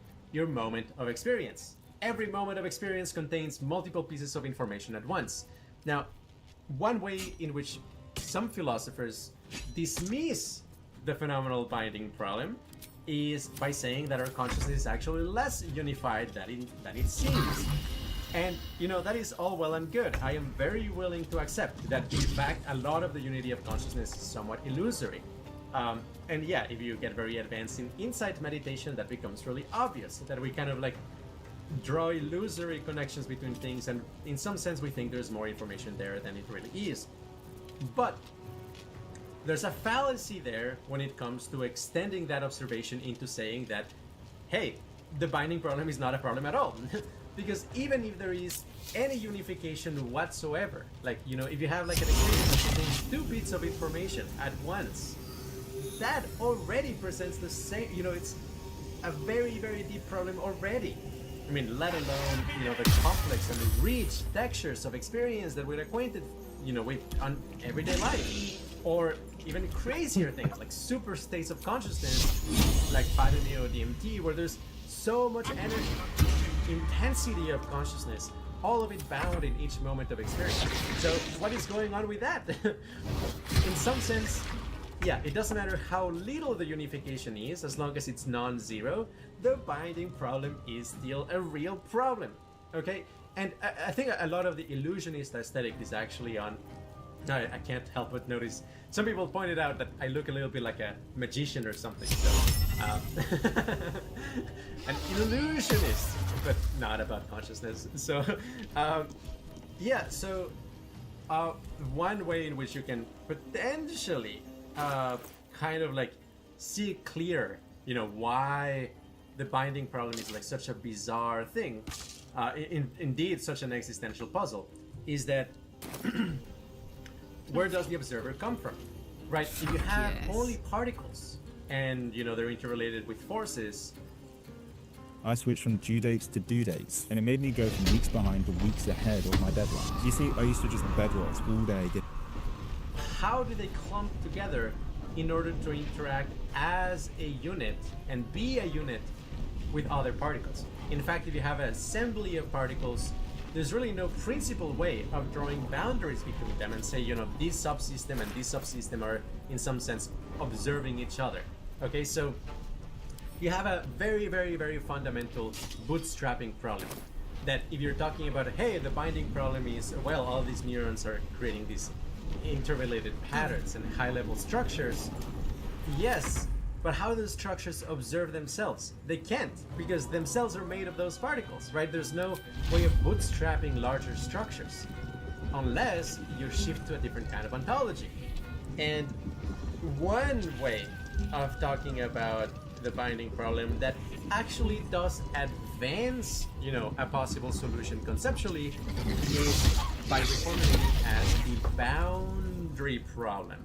Okay, so this is a shift in ontology. Standard kind of perception of kind of like classical information processing is, the world is made of particles and forces, and to a first approximation, that's it. Of course, there's quantum mechanics, but quantum mechanics really doesn't have like obvious, kind of macroscopic effects. So probably, quantum mechanics is actually not involved in consciousness. So let's go with particles. Okay. So in that universe, there's particles and there's, interactions between them. Well, if you start out in a very different ontology where you say like, no, actually reality is made of fields, And for sure, you know, quantum field theory, but not even just quantum field theory. You know, electromagnetism is a theory of fields and particles, but also fields. So you do have as building blocks of reality fields, okay? Then the question becomes, well, if everything is a field, it's kind of like unified to begin with as by default. Then the question becomes, how do boundaries arise within those fields? And I think actually that is a much more promising way of thinking about this. And I will point out, you know, that when you're talking about this problem, overwhelmingly nowadays in the zeitgeist, people will say, yeah, well, I mean, to a first approximation, it's just particles, right? Like quantum mechanics, or like you would have to show kind of like femtosecond level, you know, computation going on in the brain, which is, yeah, quite unlikely. But it's a false dichotomy. You know, it's not classical physics versus quantum computing. You actually have field dynamics, macroscopic field dynamics with electromagnetism. You know, and then they ask like, well, but what tells you possibly, you know, that consciousness has any kind of like field quality? And it's actually so much. There's so much that indicates field behavior in your consciousness, and we're gonna go deeper into that. But I mean, if you notice on meditation, for example, how different components of your experience can enter in sync with one another, it feels like there is resonance between fields going on. Quite similarly to how, for example, a string in a piano, or let's say a guitar, it has this holistic behavior that it moves all at once. I mean, it's not like, you know, moving faster than light or anything of the sort, but you do have a holistic field behavior. And if you pay attention to your experience, you'll notice holistic field behavior everywhere, especially in exotic states of consciousness. When you take a psychedelic and you experience, you know, crazy things like these, or, you know, wallpaper symmetry groups and so on. Whenever you experience symmetries, you know, a wallpaper symmetry on the visual field, it will behave as a unit. It actually kind of like starts to form and then it clicks into place. And I would say that behavior is the same kind of holistic field behavior that you have when you pluck a guitar string. That yes, at the very beginning, you have a wave propagating, and that looks like, oh, it's not very holistic. But after a little bit, the only frequencies that survive are those that can fit an integer number of times in the string. And at that point, it actually starts to behave like a unit. And in that sense, yeah, that would be an example of what we call holistic field behavior. And yeah, I mean, if you pay attention to consciousness, if you pay attention to psychophysics, you know, so many perceptual effects, like the Kanizai illusions, like those, you know, 3 Pac-Mans, that it create an illusory triangle. I've got a book right there, you know, Conscious Brain Resonant, Conscious Mind Resonant Brain by Rosberg. Anyway, Stephen Lehar has like done a lot of research on these. There is a ton of evidence that suggests that conscious perception is field-like. In some sense, actually, the particle-like nature of experience is an exception.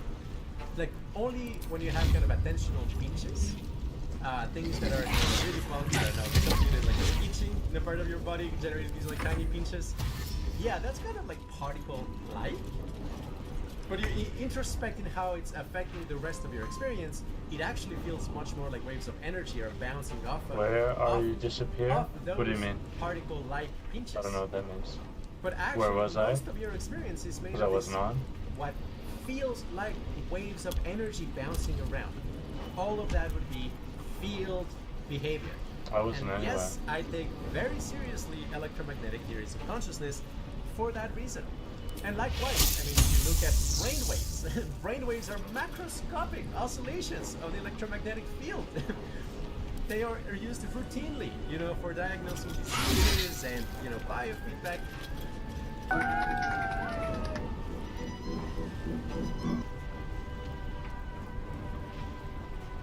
Macroscopic. And yes, that would be a holistic field behavior effect. Again, kind of thinking about it in terms of fields is so much more generative and actually I would say so much more correct, so much more, you know, so much closer to the actual phenomenon and the properties of the phenomenon that we're studying, especially so if you actually take seriously exotic states of consciousness where nothing, you know, nothing on a high dose of LSD makes sense except in light of field behavior. Like nothing. Pretty much everything that happens on a high dose of LSD is crazy field interactions. We're gonna get back to that. Okay, so I think the I did reply to you on Discord. problem as the boundary problem actually is very generative, and not every solution does that, but I think only solutions that do it have any chance whatsoever of actually solving this problem. So, let's go through the list. And the list is... Let's start with cellular automata. Okay, so some people... it's a common belief as far as I can tell.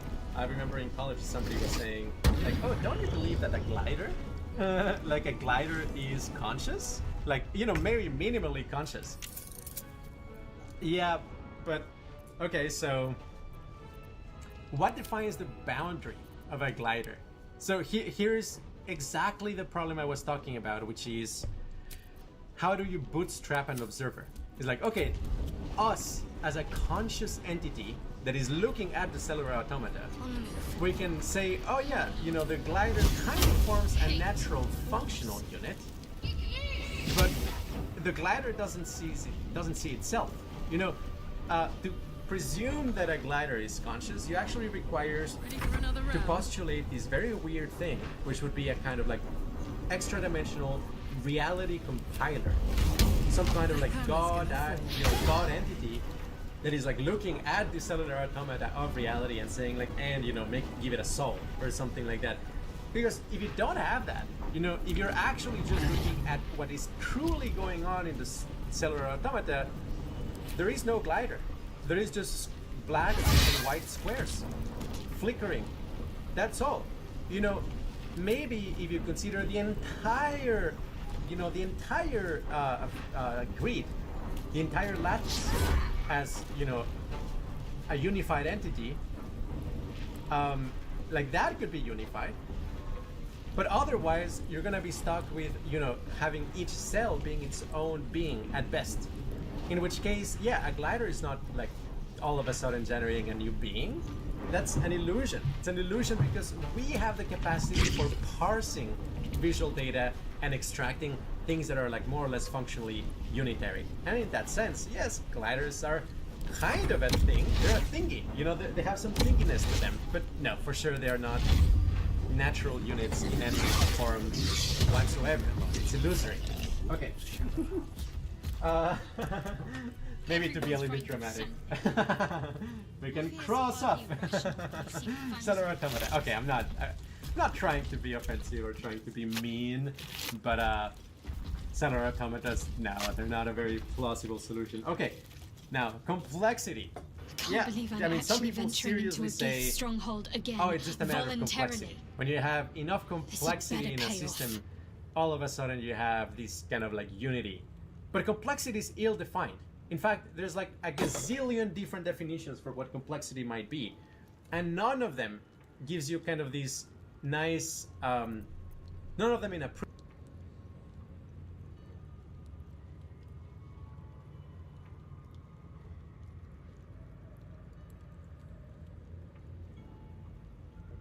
Can handle Discord right now.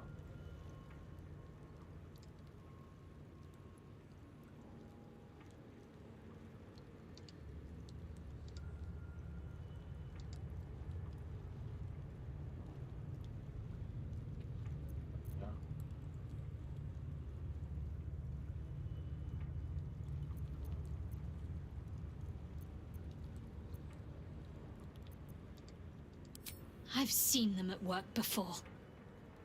I wasn't alone in my mission.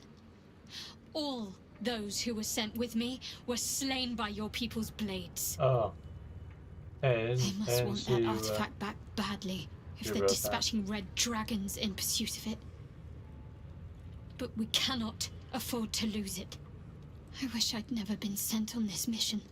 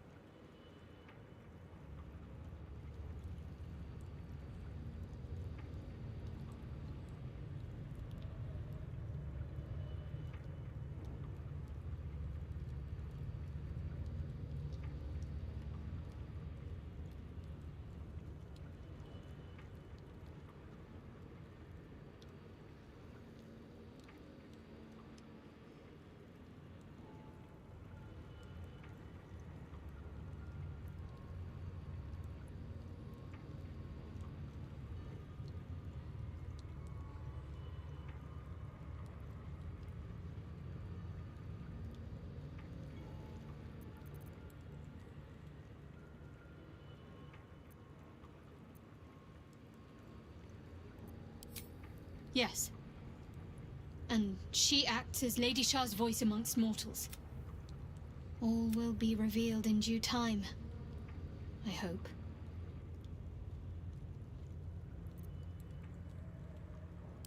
I've always been terrified of them, ever since I was a child. I showed you my memory of when I was lost in the woods. The Mother Superior wasn't above using it against me. If I disobeyed, sometimes instead of a whipping, she'd threaten to drag me to a wolf den.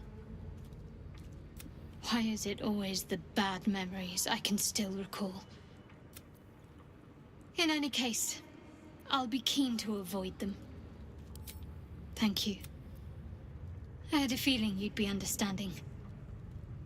Very serious of you. But go ahead. Even if I could remember, I'm not sure I'd tell you. I don't want your ego to get overinflated.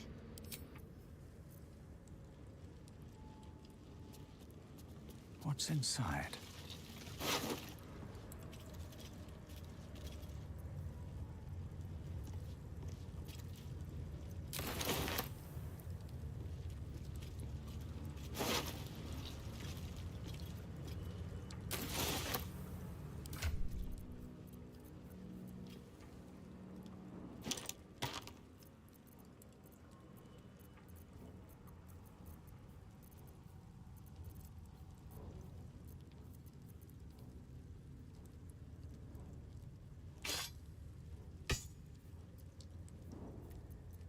What's next, I wonder?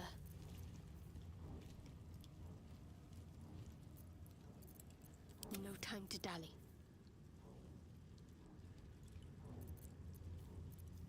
Have a lot on my mind. And, well, in it.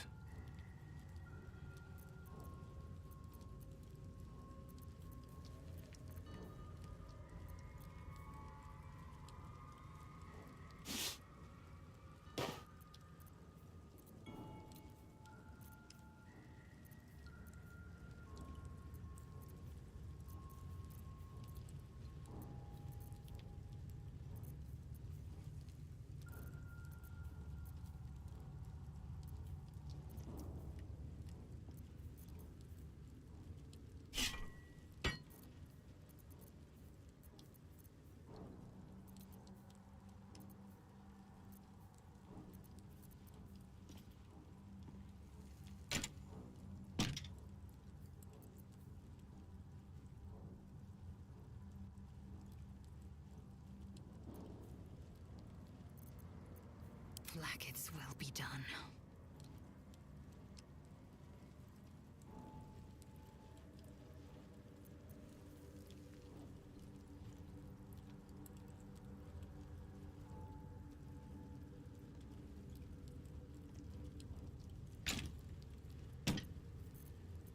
Hey, good looking.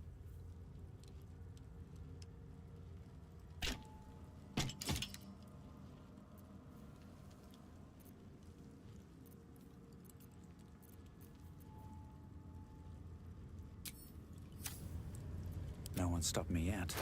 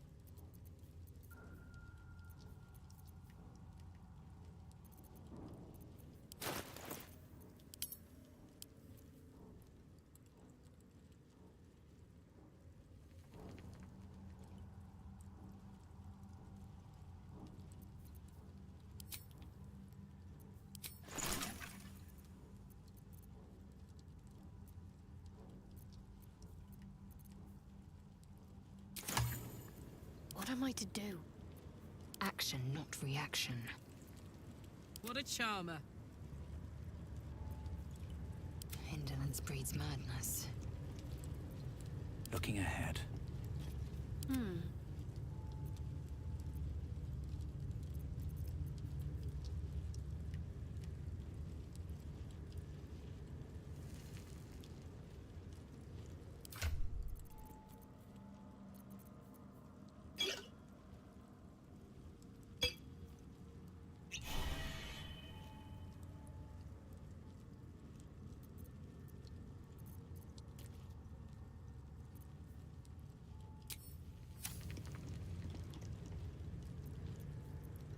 Assume nothing.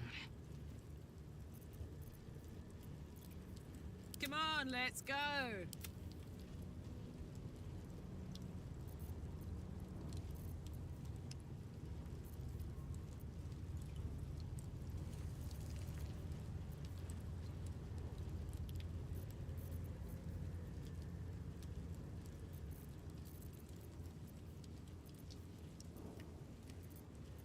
Don't burn yourself.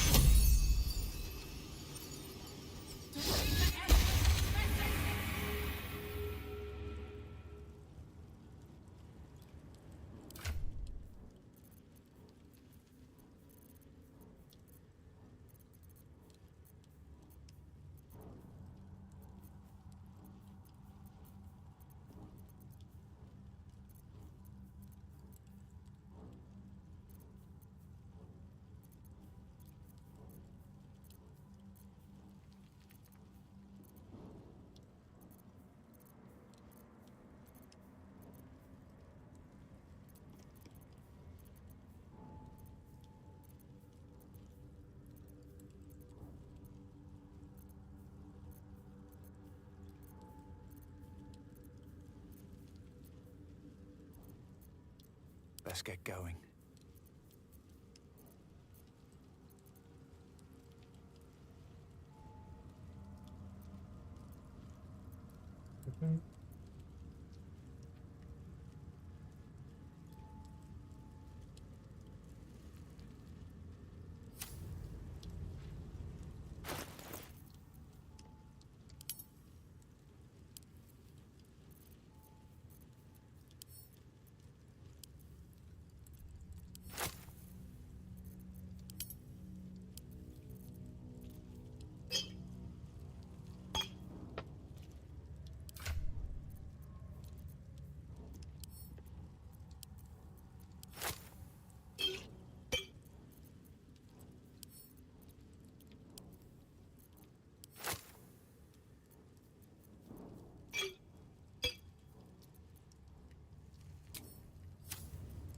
Indolence breeds madness.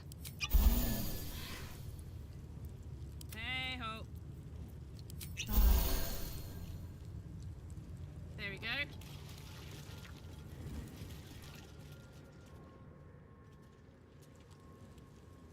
And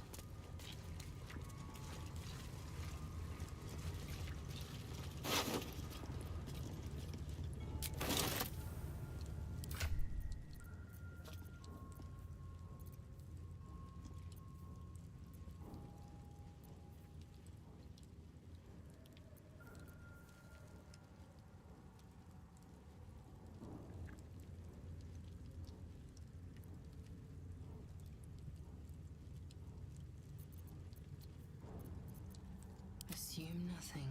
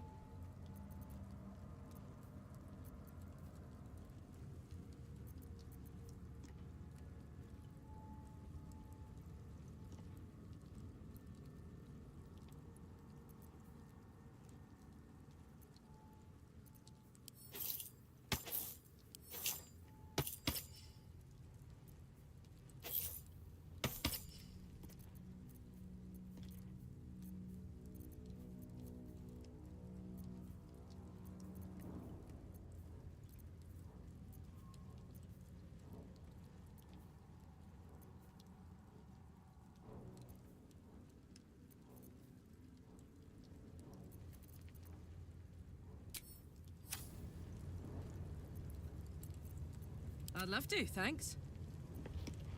Vlaakith's will be done.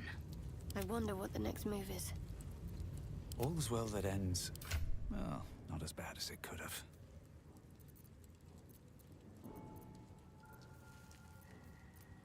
Damn, it's good to be alive.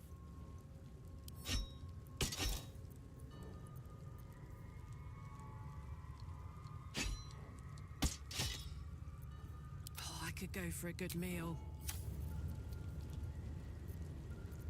No time to rest.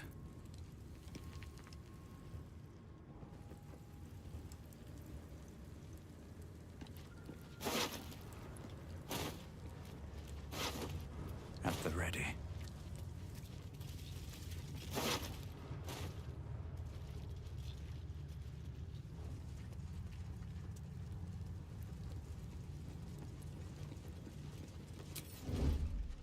Breathe deep and move.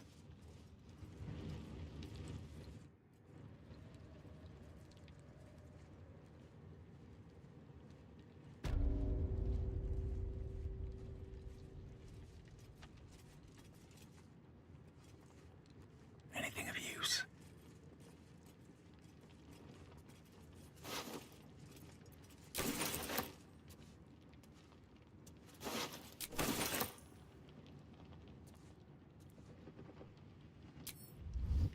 What's hiding here? Breathe deep and move.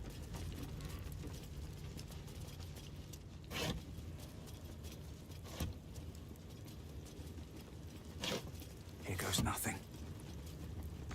Looks like the barrier's turned off. Lucky me.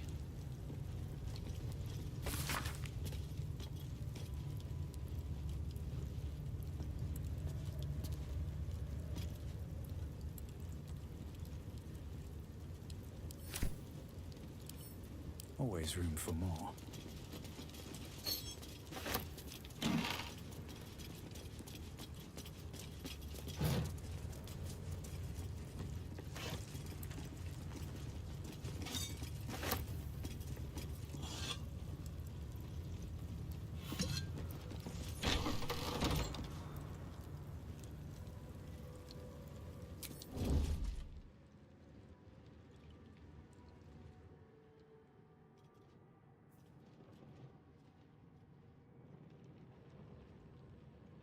Should mind my step.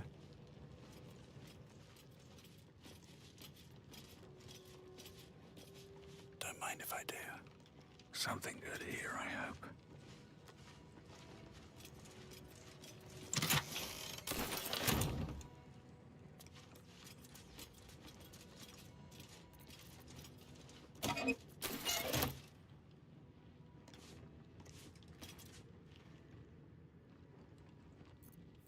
I'm done. I can't wait to sleep.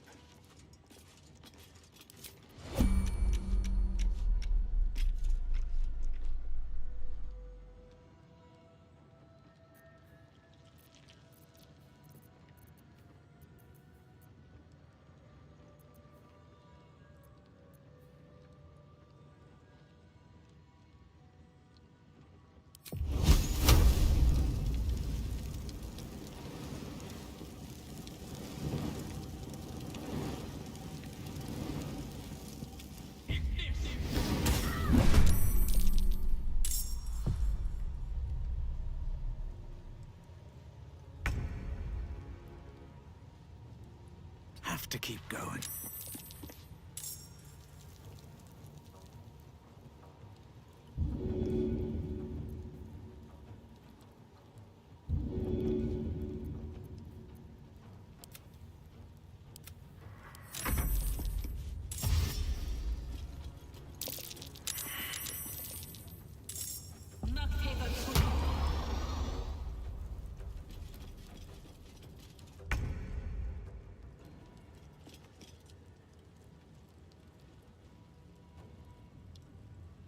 My path be true.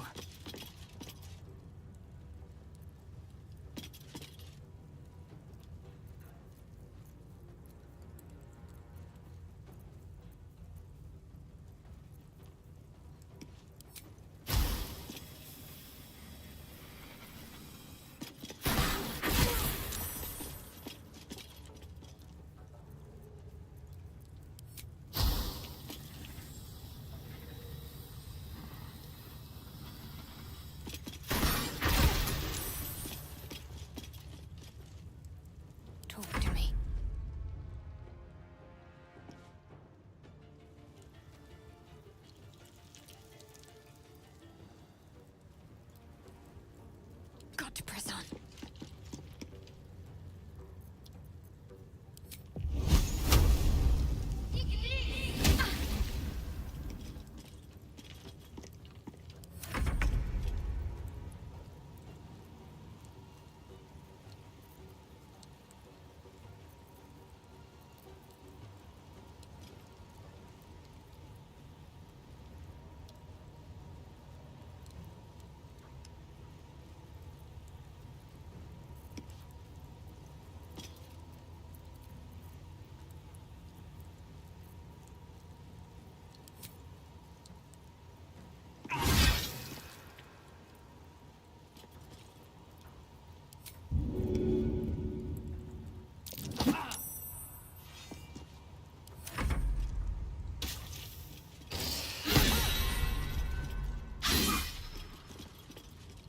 Principled way can actually solve the bootstrapping problem, or it gives you kind of like this necessary discontinuity to say, well, here is the boundary around this complex phenomena, unless you define it that way. But then it's kind of like something that you are defining. I mean, if you kind of like set a criteria for this and this and this, is the criteria for a minimally complex conscious entity. Again, that's in your mind. That is like you looking at the cellular automata and saying, oh, this glider kind of looks like it meets a minimum criteria. But it's not actually doing anything at the ontological level, okay? And you do require some kind of like modification to the ontological substrate of reality in order to create actual new beings, new moments of experience. Again, this sounds completely impossible to do, especially with the criteria laid out, which is a very harsh criteria, like, you know, avoid strong emergence. Gliders being conscious, or complexity giving rise to consciousness, and unity of experience, that would be strong emergence. So it fails that criteria. Believe it or not, our solution actually satisfies the avoiding strong emergence, and hopefully you'll see it in a second. But okay, complexity is off the list. Synchrony. You know, this actually has quite a bit of neuroscientific backing, that synchrony in the nervous system is associated with local binding. Do you really want to spend the rest of your life watching ads? Guys, just download Pi. It's a free Google Chrome extension and it basically blocks ads. Here's an important piece of vocabulary. There is global binding, which is any two, you know, quail in your experience. The fact that they belong to the same experience means that they are globally bound. Local binding means that the features of your experience are actually connected in such a way that it generates a coherent percept within your experience. So here, for example, color and shape are locally bound. You see, this color green is not locally bound to my eyes. You know, you're not seeing green eyes. But it is locally bound to the frame of these glasses. Now, this kind of binding can actually break down. There are some people with specific kinds of brain damage that they would not be able to tell, they will be able to tell there is green in the scene, but they will not be able to tell to what it belongs. And on LSD, for example, you will see kind of like this drifting effect, where the green kind of like sometimes belongs to the frame and sometimes belongs to something else. There is kind of this dislodging of local binding. The local binding connections become unstable and kind of you get like exotic binding around it. So, well, that is local binding. And synchrony empirically does seem to be very, very, very tightly related to local binding. When you have synchrony between, for example, certain area in your visual cortex that has been identified with, for example, color perception, and some other part of the visual cortex that has been identified with shape perception. Is a strong word. Unusual.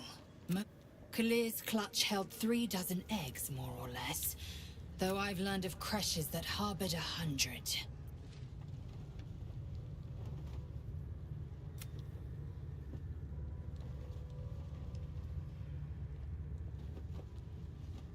Go on then.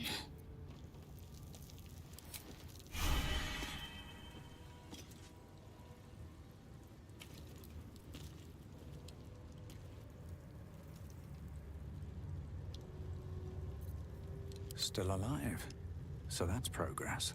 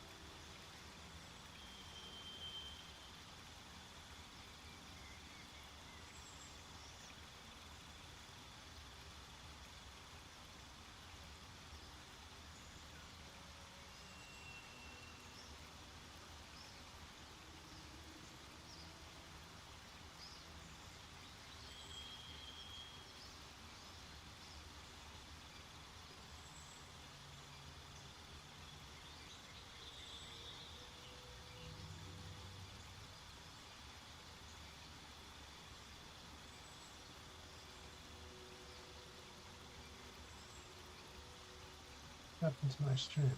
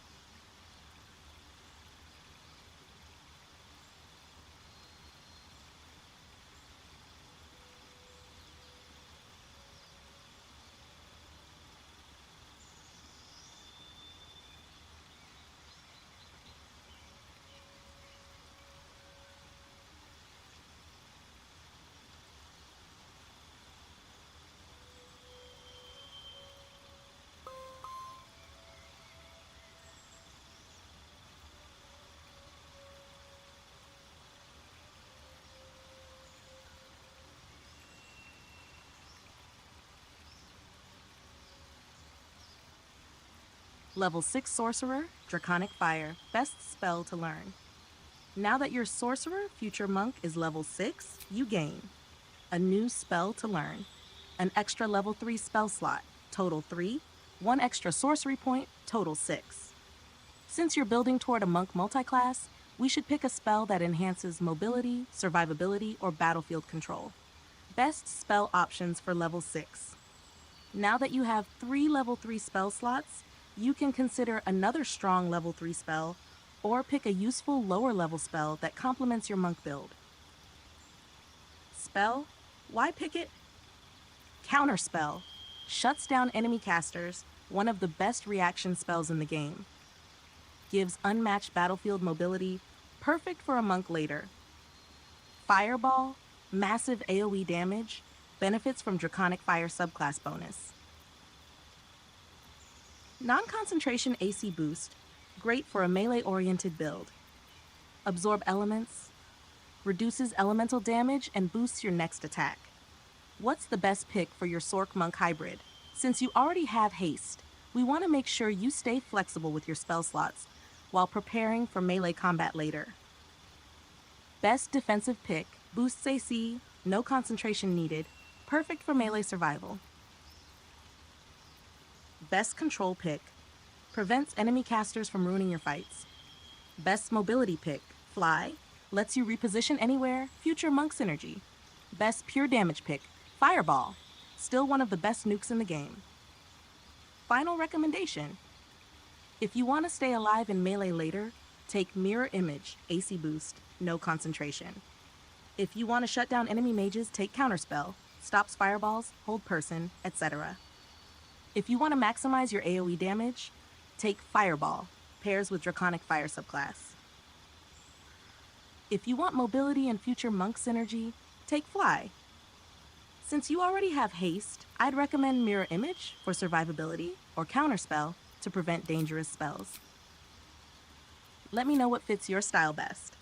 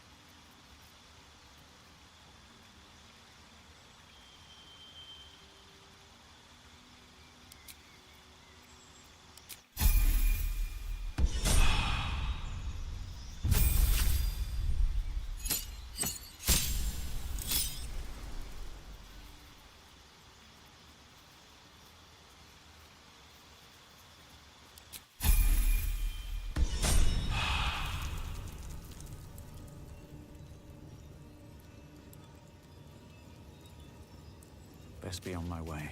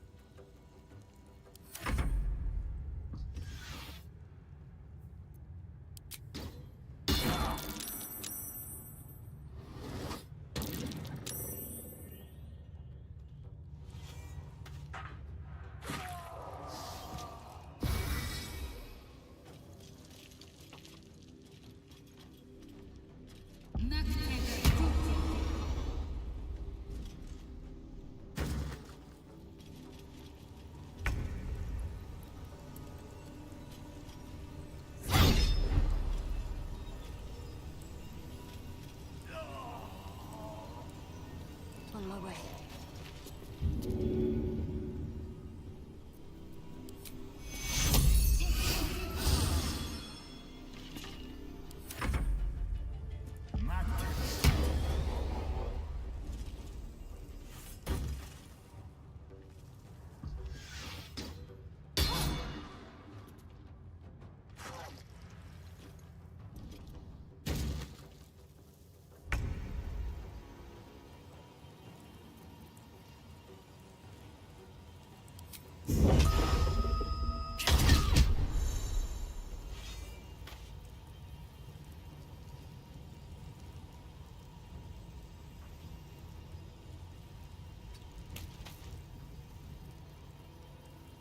Time to press ahead.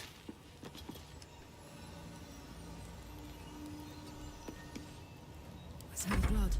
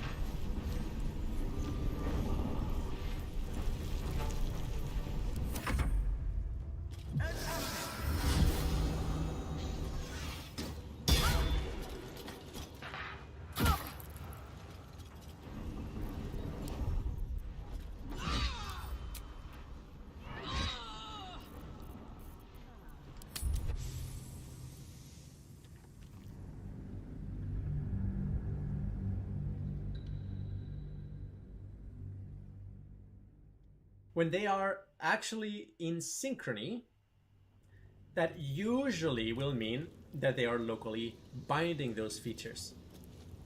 But, this is an empirical observation. But why would synchrony actually solve the binding problem? I mean, to begin with, it doesn't solve the global binding problem. There's a lot of stuff that belong to the same experience that are not in synchrony in your brain. So right off the bat, you know, empirically it doesn't work. I crave blood. But even if you were to say, well, maybe it is kind of like synchrony in a different way, maybe coherence, there's many kind of like additional definitions and you know, statistical constructs, some of them more plausible than others. Coherence is a very important neuroscientific concept. It's a generalization of synchrony. Why that cannot be the case? Well, because it is not frame invariant. And in that sense, it would actually be incompatible with physicalism. So here's the thing. Whether two neurons are activated at the same time depends on your frame of reference. And actually, like, what is at the same time with a given neuron will depend on which neuron you're looking at and its movement. Well, they're not moving very much, but you will require to localize them. And there's no universal plane of simultaneity. We know that from relativity. So actually there is no matter-of-fact ground truth about what is in synchrony with what else. So I'm sorry, synchrony is not a brute fact of reality. Best be on my way.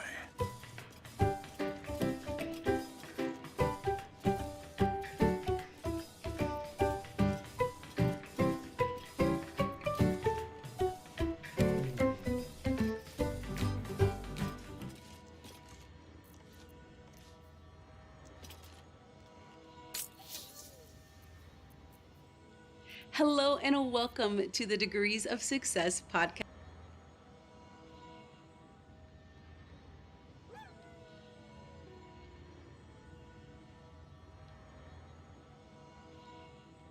Hint. And actually, we will come back to what is synchrony doing in our solution. And synchrony is very relevant, but it's not ontologically fundamental.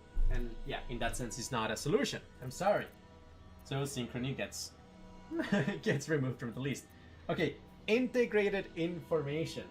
Oh gosh. Well, integrated information, you know, Giulio Tononi and their lab, you know, they're doing fantastic work. I mean, the thing that I really admire about integrated information theory is that they are, in some sense, the first movers for a clearly a formalist account of consciousness, meaning that they actually take very seriously the idea that you can translate a physical system into a mathematical object and then, in some sense, read off what is going on in the conscious experience of that system by looking at the mathematical features of the mathematical object that is isomorphic to it. So IIT, fantastic, it is exploring that. But the devil is in the details. I would say if you actually look at the specifics of the math of IIT, there are strong reasons to be skeptical that that is actually something that will work out. In particular, I do have what I think is a silver bullet critique of IIT having to do with basically their postulate number 4 of how they defined this thing called the minimal information partition. This is all unfortunately quite technical. It might take us longer, but just to give you the gist of it, they have this claim that when you're analyzing a system and you're computing the integrated information of each of the partitions of that system, essentially what they call the information partitions, they say that you look at all of them and then the largest one has, in the words of Giulio Tononi, the highest claim of existence, and therefore it is the one thing that is conscious in that system. There's a lot of problems with that, but the biggest, most glaring problem is that it makes consciousness epiphenomenal. Actually, right? Because and it's crazy because the whole point of IIT is to reduce consciousness to, in some sense, irreducible causality, integrated causality. But when you say, well, yes, there's all of these integrated subsystems, but I'm only going to say that the largest one is the one that is conscious because it has the highest claim of existence. That is in your mind. That's in your brain. It's like the glider thing. It is not actually doing any further causal effects. It's not like, it's very different like in physics. You see, in physics, what's called the, extrema principles, that you can tell essentially where a photon will travel by looking at what is, in some sense, the least action, the shortest path, and so on. that is not epiphenomenal. So what you do is, if you want to compute that, is like, for example, where an electron will travel, is you assume that the electron, this is the path integral formulation by Feynman, you assume that the electron travels through every possible path, absolutely every possible path, and it's interacting with itself in every possible way. And then you add up the amplitudes and the phases of all of them, and it will turn out that almost all of them will cancel out. And only those that have like very similar trajectories essentially have enough amplitude to actually make a dent or a difference. So the minimal path for an electron is not epiphenomenal because every other path is canceling each other out, and that is a causal effect. Whereas in IIT, the minimal information partition is not canceling every other partition. And therefore, it is epiphenomenal. It is like a glider. It is you projecting it into that system. It's not actually doing any computational legwork. So it couldn't even be recruited by natural selection as is. Now, I do have hope for, a future version of IIT actually, going somewhere deeper, but for the time being, in its formulation, it's not going to solve the binding problem because it's epiphenomenal. Yeah, so, okay. So integrated information is not it. How about causality? Okay, so some people may try to explain the binding problem in terms of irreducible causality, very similar to IIT. Now, consider this. When you have, just random objects here. When you have like, I don't know if I can do this, but when you have like one object, it's like a dominoes, imagine, right? Like, okay, this one falls, and then this one falls. Okay, you can trace back exactly, okay, this one is the one that made this one fall, which is the one that made this one fall. Okay, fine. But what if you have both of these, in a sense, because this one is very heavy, let's say you have both of them fall at once. In some sense, you have kind of some sense of irreducible, causal effects, where A and B need to put pressure on C simultaneously for C to move, because it's very heavy, So that could be an approach. You're saying that, consciousness is when you have these assemblies of causal structures such that you need all of them at once in order to affect the change that you observe in the world. So that is promising, but we have two problems with that.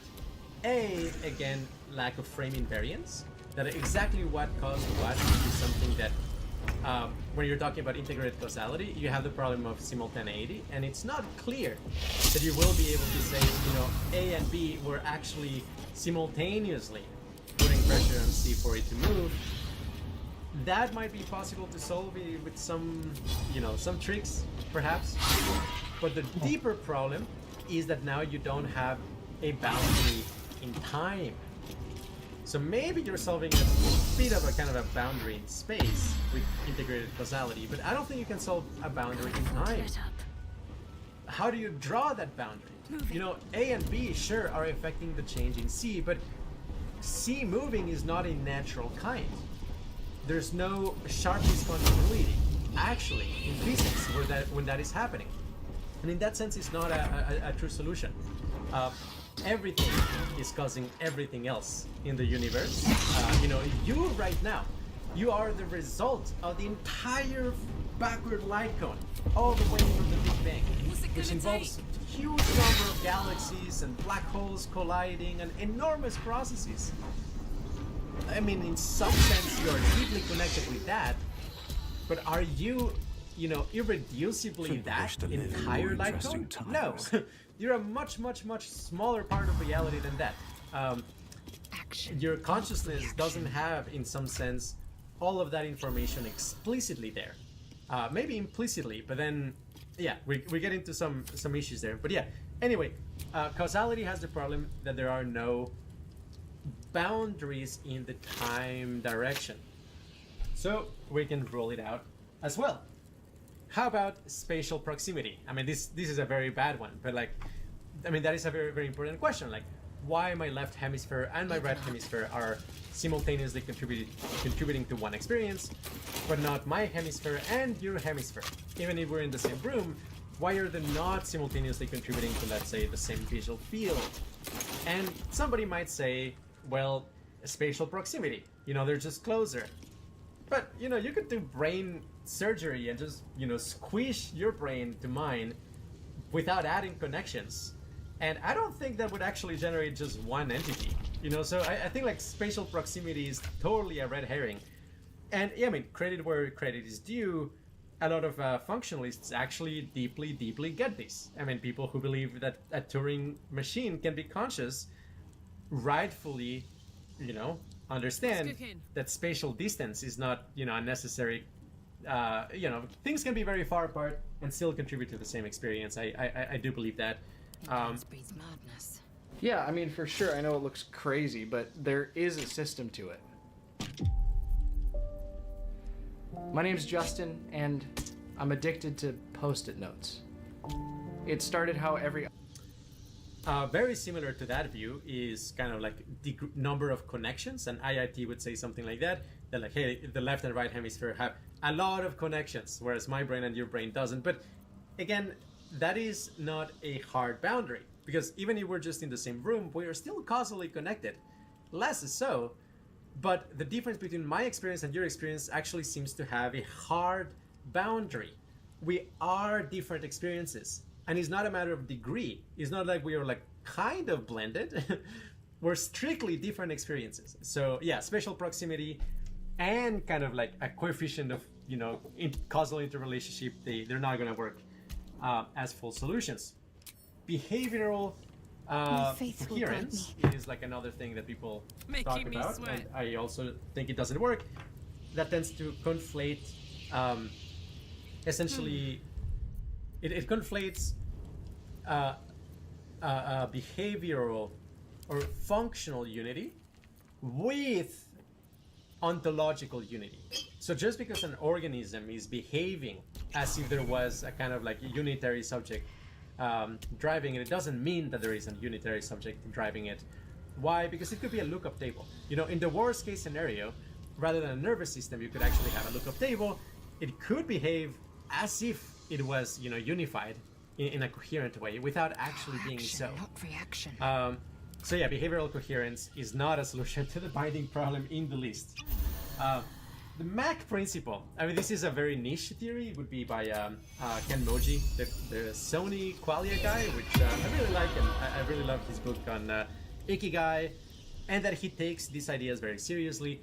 And he has a attempted solution to the binding problem, which is essentially this idea that, you know, a photon that goes from one star to another, it may take from an external observer, you know, millions of years, but from the frame of reference of the photon itself, it's instantaneous.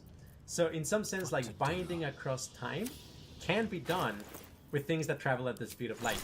And in some sense, how different paths of, you know, things that are moving at that speed coalesce, in a sense, is capable of binding things that are distributed across time, and in that sense create, you know, internally complex unitary states. I don't think it works for the same reason that causality or integrated causality doesn't work, which is that there is no boundary across time. So by the MAC principle as well, we would be exactly in the same, you know, moment in a way as the Big Bang, unless you actually count each moment as each interaction. But then in physics, most interactions are actually going to be just particles colliding with each other. So that's not enough information for a full conscious experience. So, and the moment we're talking about, like, you know, neuron, like something at the level of neurons, I think the Mach principle, yeah, just kind of like out the window, unfortunately. So, yeah, I don't think, but I do really like that as kind of a very creative approach, and it's very novel as far as I can tell. Okay, the two last ones. One is very close, and then the last one is actually, I think, the solution. Is resonance. Like number 9 is resonance, and Stephen Lehar talks about that. And again, let's say you took LSD and you're seeing your visual field tessellate.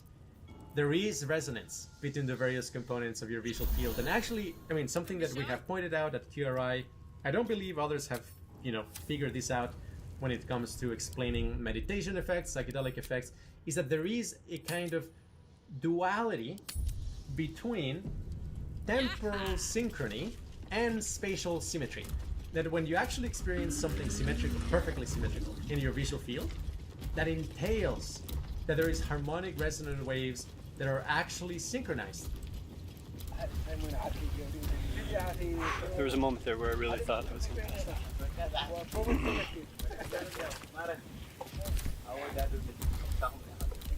Nice. Ready?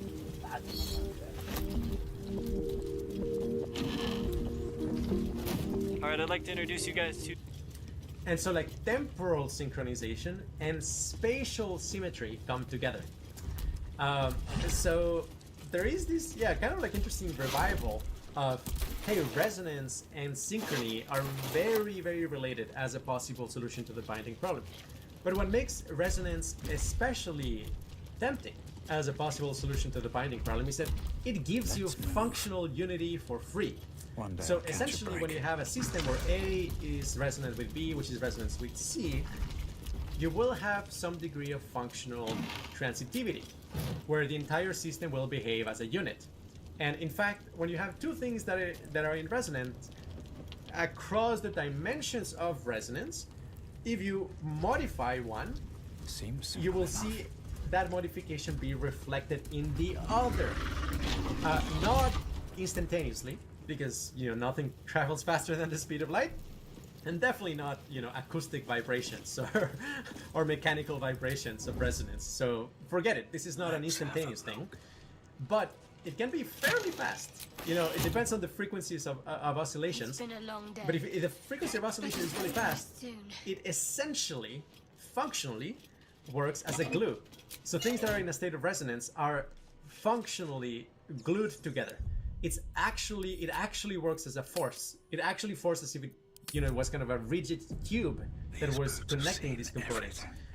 And I think that's the case with our experience. Actually, the components of our experience that are in a local binding connection are such that if you move one of them, the other moves as well.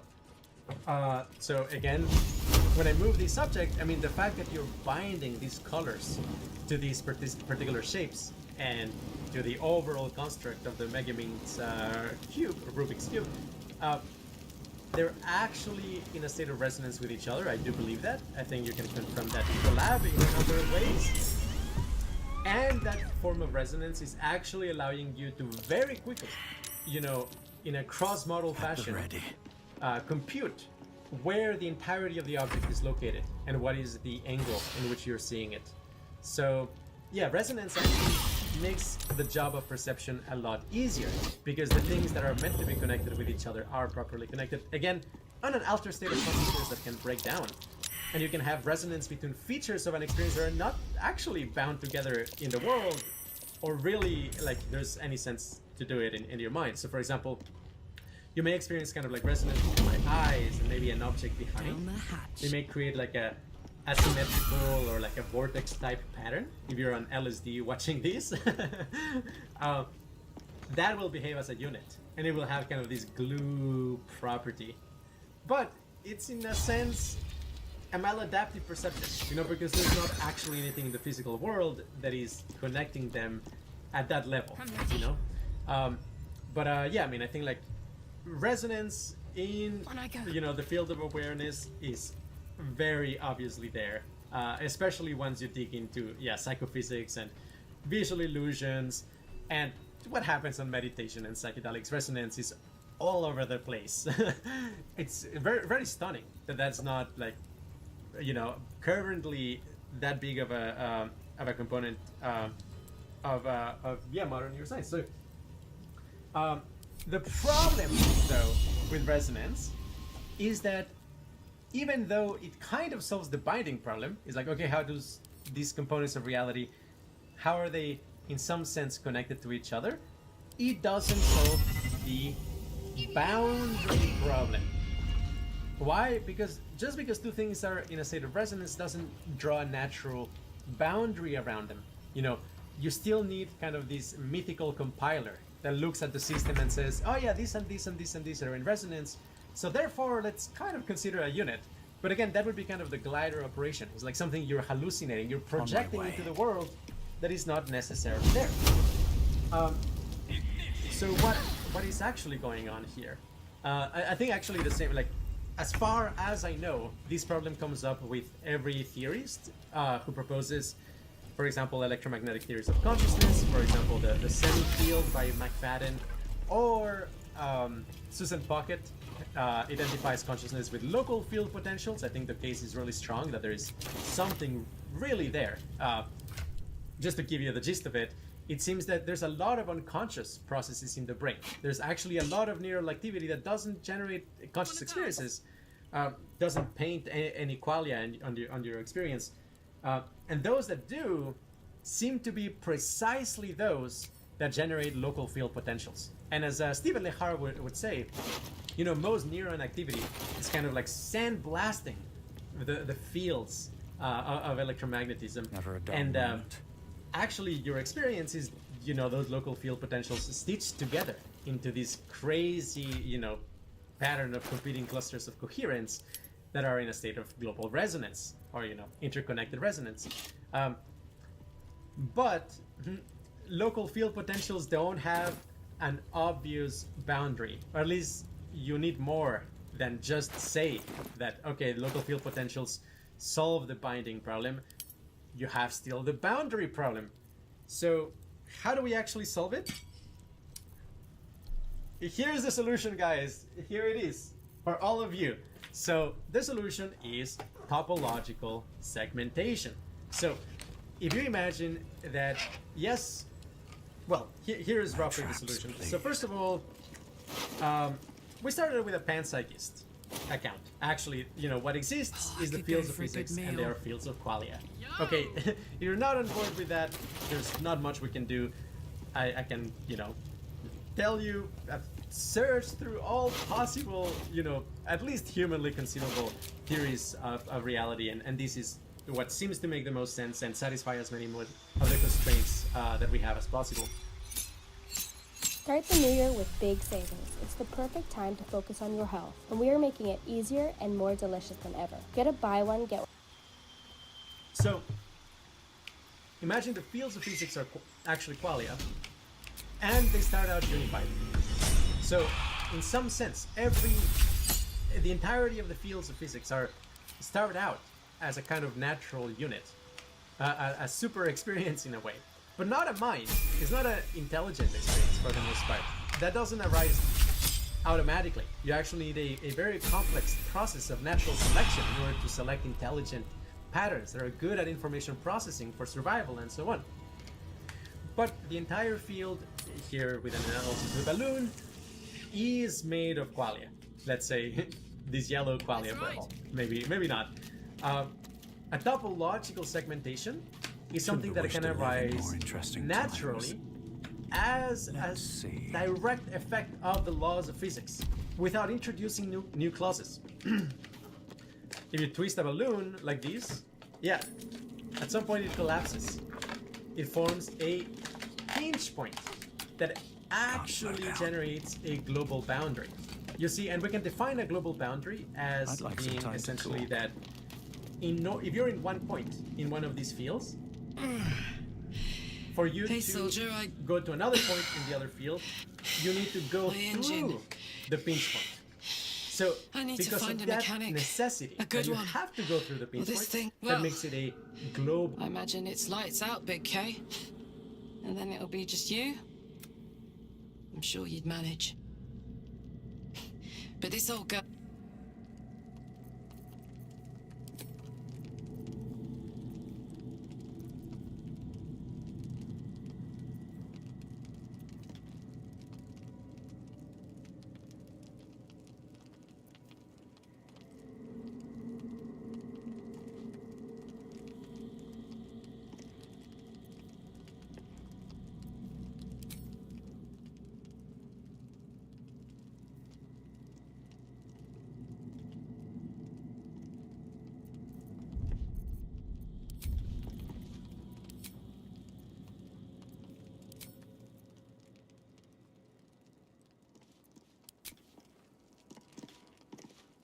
We have a lot to think about.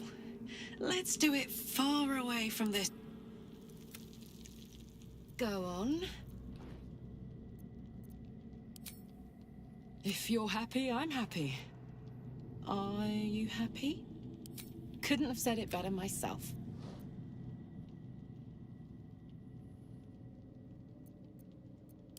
Sure. What's on your mind?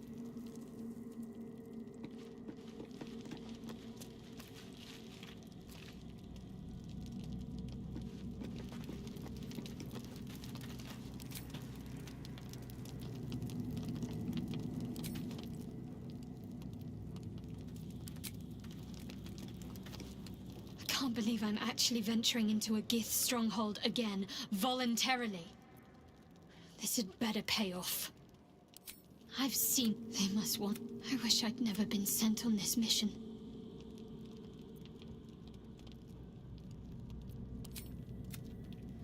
All will be revealed in... Of course. I suppose you've...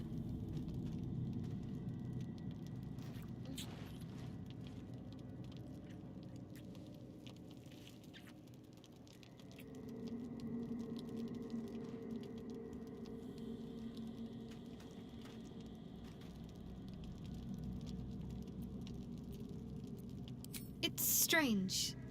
I've been dwelling on what I told you before about wanting to become a Dark Justiciar. But perhaps I should be content with my lot. Fine. What's on your mind? You're a better catch than I'd expected to find while fighting for survival in the wilderness.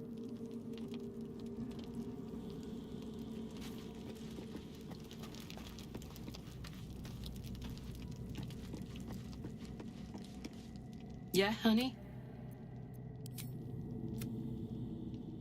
Go on. If you're happy, I'm happy. Couldn't have said it better myself. Hmm? Go on. If you're happy, I think so too.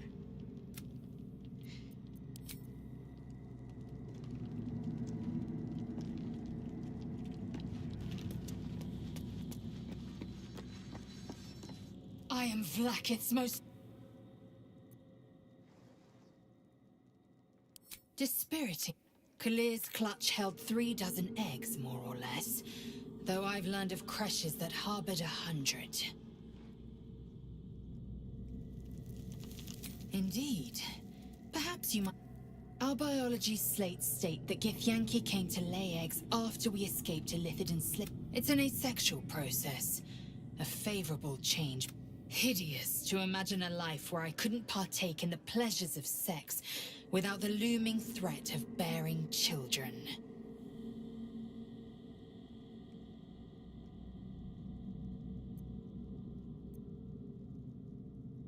Nor have I.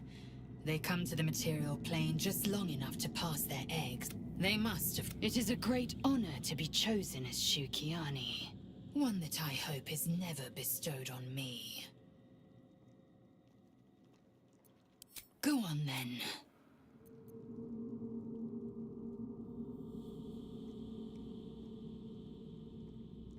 He would never have... The pupils that... I myself felled 4 of my own classmates once Kalir had 100 times...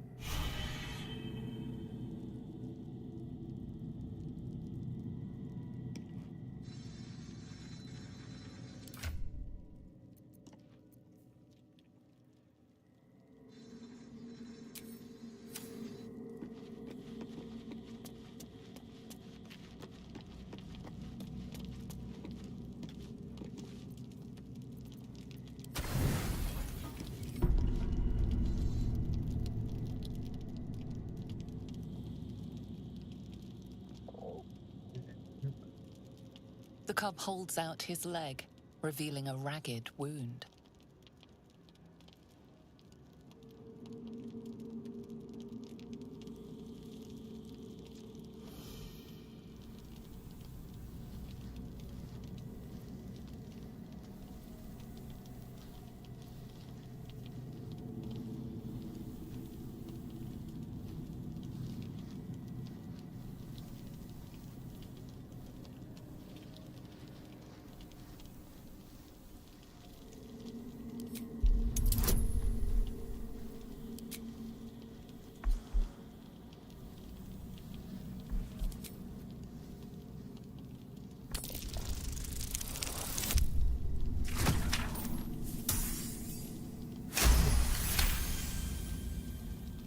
cub inspects the wound, giving it a curious peck.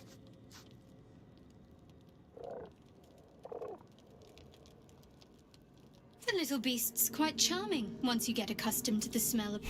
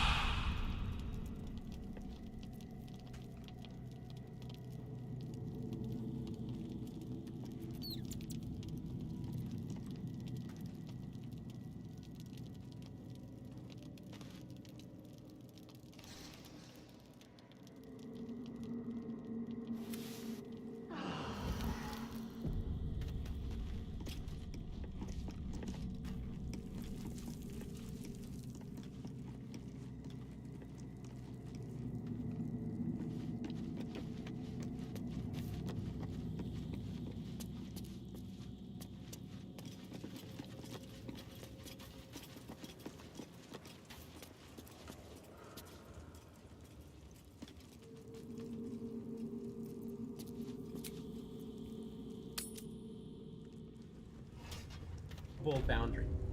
Alternatively, a local boundary would be, for example, if I do this. You see, it pinches kind of a... This is your brain when you're struggling to focus. And this is your brain when you're in the zone. But getting in the zone and staying there, that feels more like luck than something you can control. So that's why we made Brain FM. It's like a do not disturb setting for your... So the solution is topological segmentation. So if you imagine that, yes, well, here is roughly the solution. So first of all, we started with a panpsychist account. Actually, you know, what exists is the fields of physics, and they are fields of qualia. Okay, if you're not on board with that, there's not much we can do. I can, you know, tell you, I've searched through all possible, you know, at least humanly conceivable theories of reality, and this is what seems to make the most sense and satisfy as many of the constraints that we have as possible. So, imagine the fields of physics are actually qualia, and they start out unified. So, in some sense, the entirety of the fields of physics start out as a kind of natural unit, a super experience in a way, but not a mind. It's not an intelligent experience for the most part. That doesn't arise automatically. You actually need a very complex process of natural selection in order to select intelligent patterns that are good at information processing for survival and so on. But the entire field, here with an analogy to the balloon, is made of qualia. Let's say this yellow qualia. Well, maybe not. A topological segmentation is something that can arise naturally as a direct effect of the laws of physics without introducing new clauses. If you twist a balloon like this, yeah, at some point it collapses. It forms a pinch point that actually generates a global boundary.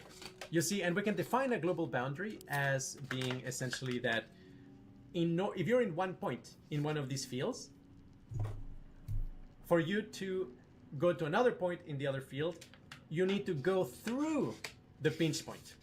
So because of that necessity that you have to go through the pinch point, that makes it a global boundary. Alternatively, a local boundary would be, for example, if I do this. You see, it pinches kind of the balloon in this way, meaning that, or even like this, you know, kind of like in between. Meaning that from any point in this field to any other point, you have the option of going through that pinch point, but it's not necessary. You're not required, you're not forced to go through that. So that would be a local boundary. And what I'm going to suggest is that local binding is actually generated by these local boundaries. And global binding is actually the result of global boundaries. Okay, so let me paint this picture more closely. So there's a wonderful, super classic book about valence. No, it's not emotional valence. This is chemical valence, but not the same. I mean, okay, how do molecules get formed? How do you get bonding? You know, molecular bonding. So that's been a very big area of research for obviously many years. And you know, you started out with kind of like these very simple rules, what's called, for example, the Lewis rules of molecular binding. It's like, well, you know, you have the orbitals and you have like the octet rule, and that is kind of like the rule that makes it happen. But it seems kind of like very, very top down, like, well, where do those laws come from, right? Like it's not obvious that should be the case. Instead, if you start out with the fields of physics, actually, you know, in quantum mechanics, the Schrödinger equation, and assume that yes, actually the behavior of reality is ruled by the Schrödinger equation and it's actually a bunch of fields, then you can derive Lewis rules as a good approximation to that. But it doesn't always work, and actually there's all sorts of crazy exceptions. For example, pi bonds. This case, you know, when you have like these weird orbitals that arise when you have orbitals of the same polarity right next to each other, or the pi electron of aromatic molecules. Very crazy stuff that looks like strong emergence. And it would be strong emergence if you had only an ontology of particles and forces. The pi electron would be a strongly emergent thing. It would arise really kind of out of nothing, out of like, it would be like a new law that you have to invent, the pi electron law. But if you have a fields of physics ontology and the Schrödinger equation, the pi electron arises totally naturally. It's just there. It's like it's a necessary consequence of that ontology. And also, a beautiful thing about chemistry is that the actual orbitals that do arise and the resonant modes of a molecule are precisely of the holistic field behavior kind. In other words, they are these fixed points of possible resonant modes of all of the components of the molecule simultaneously. In other words, are the fixed points of the dynamic system. And as such, in order to derive what they are, you actually require to take into account the entire object simultaneously. So, and this is not something that would arise actually naturally from just, you know, point particles. It's an inherently field-like behavior, that molecules behave as units. Now, just because they behave as units doesn't make them units, okay? But imagine, and this is something that I don't know for sure, you know, but it's for the sake of illustration, that when you have like orbitals like that, you actually have a topological boundary arise. Now, if that is the case, which I'm not claiming is the case, this is an example, but assuming it is the case, then you have this beautiful correspondence between the creation of a new being, a new segment that has a natural boundary, and something that behaves as a unit. So that is the marriage between an ontological emergence, not strong emergence, because you're not applying new laws out of the blue, but it is an ontological emergence. It's the emergence of a new being, a new segment of the universe, and functional unity. So all of a sudden, this new object, this new segment, behaves as a unit. Now, with quantum orbitals, I would say that's still very much an open question. When it comes to like macroscopic objects like this, it is absolutely the case that you have kind of a holistic behavior emerge. So by me creating this pinch point, and if I make this vibrate very fast, you will see in a sense that because of this pinch point, this entire surface will have its own resonant modes. And it will behave as kind of like a unit, as something better. And you actually require that for a lot of things in physics. For example, here, this is not strong emergence. This is like soapy water. These bubbles, you know, they are, on some sense, if you want to analyze this at the macroscopic level and simulate it, you actually, you know, if you're in graphics or something like that, you require some kind of topological engine that tells you, okay, which phase is connected to which phase, at what intersection, are there 3 or 4 phases intersecting at one single point, do they share the same plane? There's so many like topological considerations, and mathematically speaking, this would be what's called a CW complex, because you have essentially surfaces of different dimensions. You have like, you know, 2D surfaces, lines and points, and the entire system and its behavior actually really is predicated on the topological structure that arises. So when you have like a phase of like one of these bubbles and you make it vibrate, you will have to actually look at that segment and its resonant modes, and it will behave somewhat like a unit. Not 100% like a unit, because it's still connected to the rest of the structure, but it will have its individual harmonic resonant modes. So what I'm claiming is that the brain is such that its resonant modes actually pinch the electromagnetic field and generates these topological pockets. And the reason why that was selected by natural selection, that why that can be in a sense useful for an organism, is because by pinching the electromagnetic field in that way, all of a sudden you have the resonant modes of that pinch, which is holistic field behavior, something that you can actually use for computation. So let's revise. We A, avoid strong emergence because we're just using the laws of physics, and you know these topological segmentations are natural. I mean, like the bubbles, you know, you don't require a new law. However, you do get this ontological new structure, these new segments of the universe. 2, we sidestep the hard problem entirely via panpsychism. Essentially, and this is obviously a rabbit hole, but for example, David Chalmers has this paper called The Combination Problem for Panpsychists. He explains how, yes, panpsychism overcomes some problems with the hard problem, but all of a sudden you have that there's no natural boundaries. But as a response to that paper, I'm gonna say topological boundaries can be a wonderful candidate in this case to actually solve the combination problem for panpsychism. Number 3, you avoid epiphenomenalism. Why? Again, because by generating these topological boundaries, you segment the wave function in such a way that you get holistic field behavior. You actually get things behaving as a unit, and that can be used for computational and causal purposes. So it's not epiphenomenal.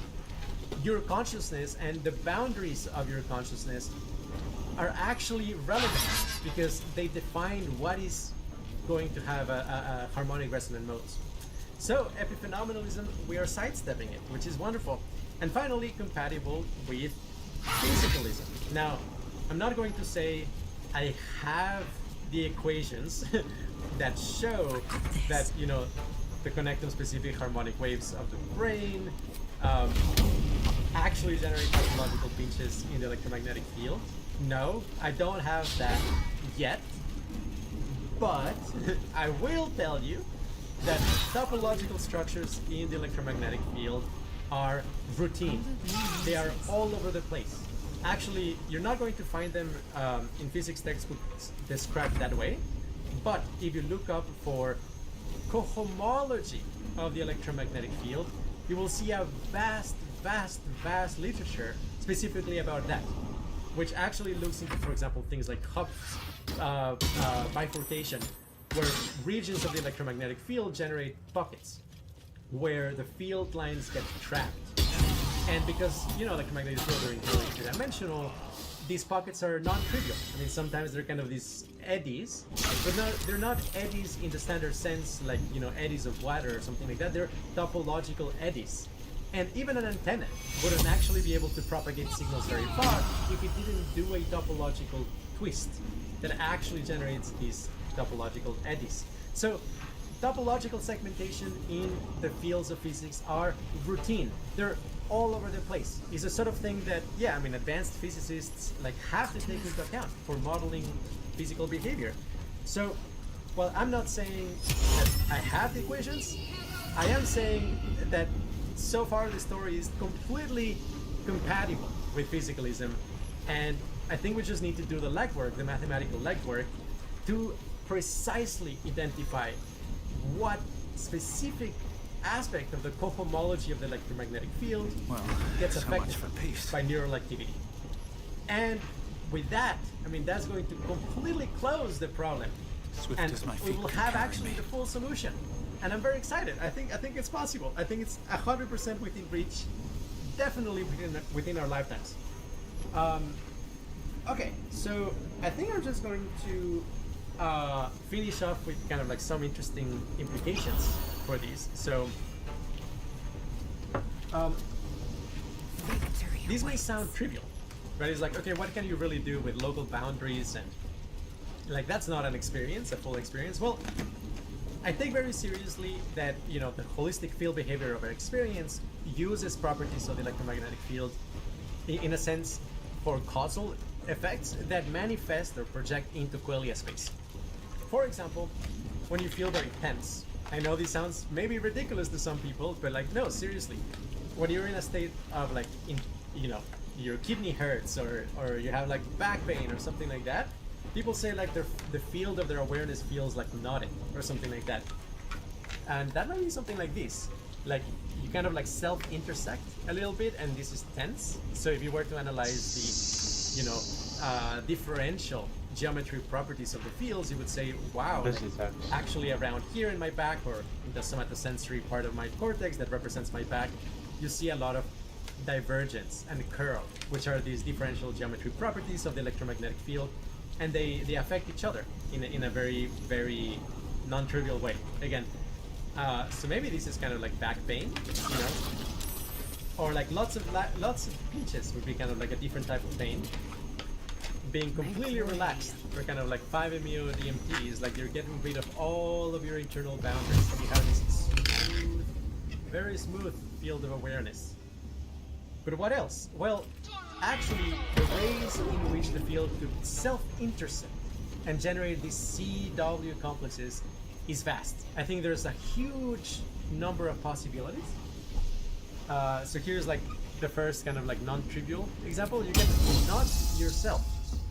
And if you not yourself, from the point of view of the surface of this field, this is very bizarre, right? It's like you have the field is self-intersecting here, so it shares a boundary, and also around here.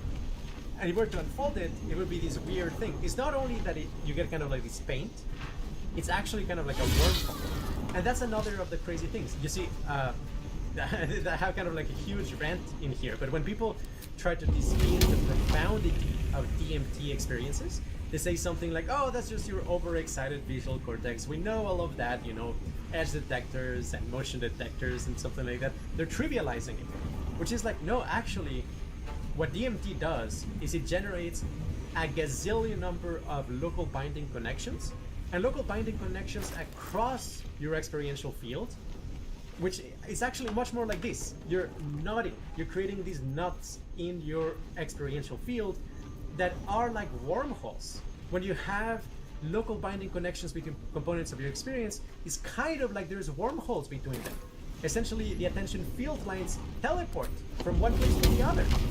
So a DMT experience, it's kind of like your visual field becomes something intricate like this weird accordion-like complex topological shape. It's so much more profound and so much deeper of an alteration than merely overexciting your visual cortex. It's like, no. Handy. You're just trivializing. No, you're not actually paying attention to the phenomena. You have to look at it. Look at it, pay attention. Okay, another non-trivial thing. Okay, a little bit more non-trivial. You know, you can like maybe do a double twist. And again, you're making these crazy wormholes of local binding connections within your own experience. Or maybe even more crazy.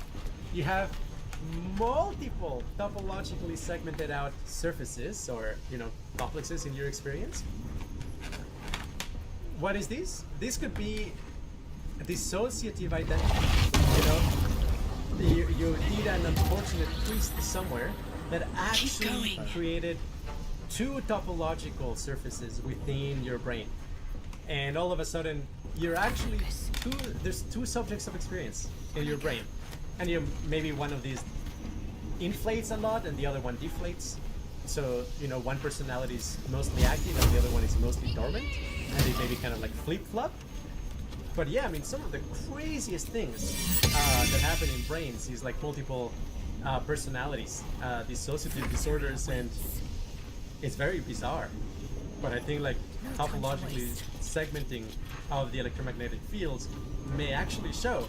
And eventually, if we can visualize that in a person's brain, we might be able to say like, oh yeah, here is Jerome, and this other topological cross-section, yeah, that's Alice. Ooh, their valence is not very good, or the surface that they share is like not particularly good. Okay, let's do a topological boundary surgeries to fix the relationship between the various sub-personalities of the brain. So, and yes, I mean, don't take this, you know, too seriously, but like in the most mystical way possible. Something like Niroda Samapati or high-dose 5-MeO DMT. Maybe, I mean, this is very speculative, but maybe it is like, yes, if this is your experience, you know, you're a topological segment of the electromagnetic field, maybe if you relax everything to such a deep extent, everything, all of the fields become parallel, and you actually undo that pinch, and you literally reunify yourself with the rest of the cosmos. Kind of feels like that. That's kind of what a high dose 5-MeO DMT experience feels like, but you know, it also might be completely compatible with just the elimination of internal boundaries. So it feels like you're merging with the rest of the universe, but maybe you're still topologically segmented out. I am agnostic. I think it's more likely the second one, but I don't know. Some of those experiences feel so extreme that, yeah, maybe. And that connects finally with, basically Bernardo Kastrup talking about dissociated identities from the cosmos, where like the cosmos is actually just one being and we're dissociated selves of it. And yeah, maybe it is, we're actually dissociated through a topological pinch. And on psychedelics, you know, you maybe kind of undo some of those pinches. Again, very speculative. But yeah, I mean, the topological approach may actually tell us how that dissociation happens, not only that it happens, as obviously it is the case. And with that, I mean, you made it till the end. Congratulations. Anyway, I'll be doing a more, you know, technical write-up about these, but I just wanted to share. That's the solution to the phenomenal binding problem. Go wild.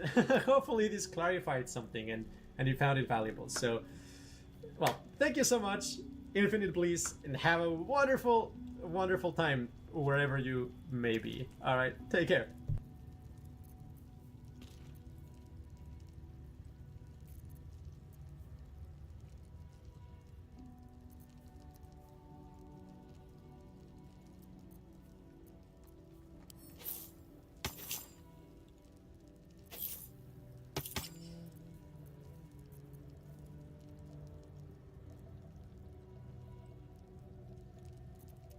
Is that blood?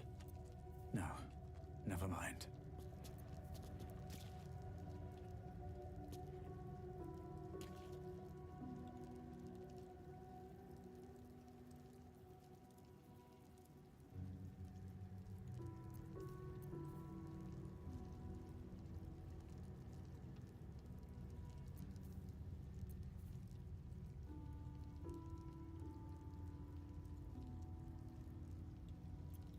Wits and blades, always sharp.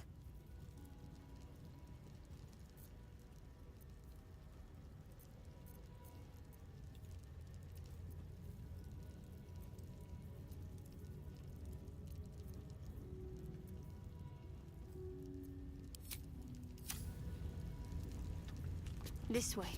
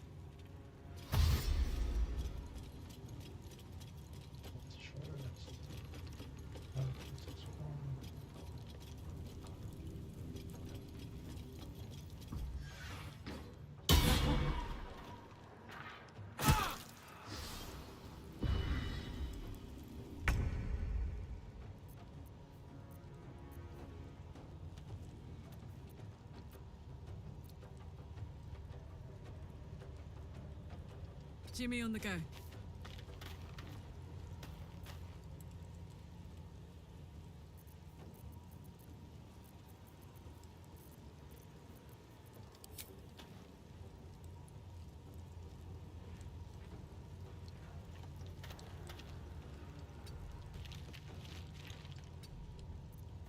Don't look.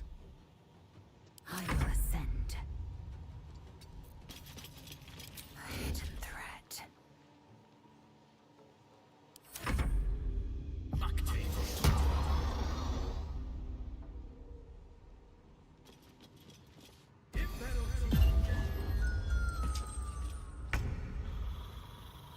Heading there.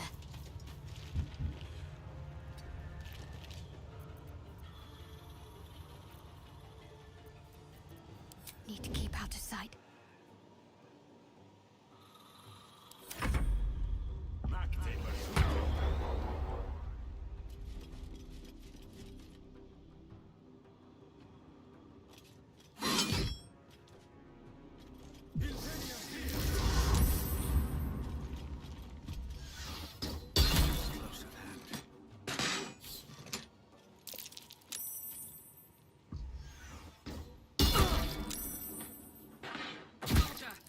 I need your help.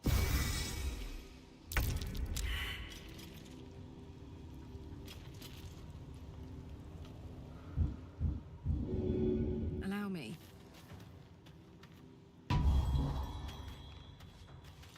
Covered.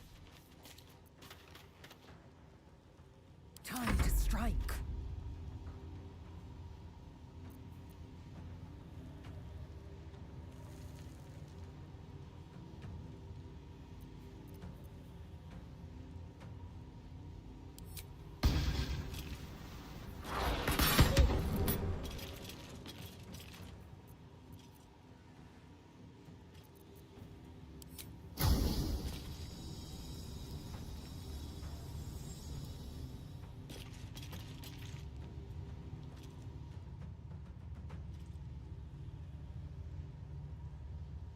Taking position.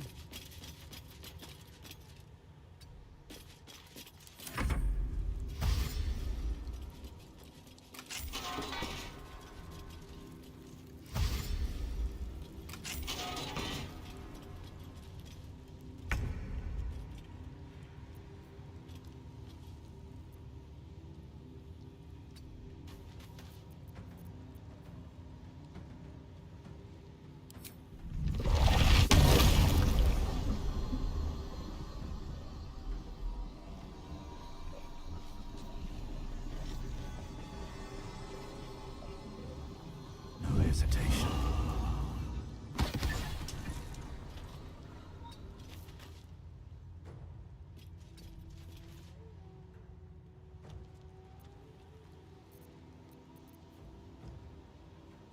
Got to concentrate.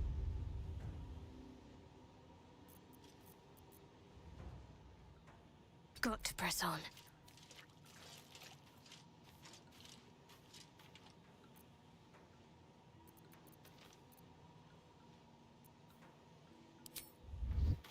Not the bravest strategy, I'll admit.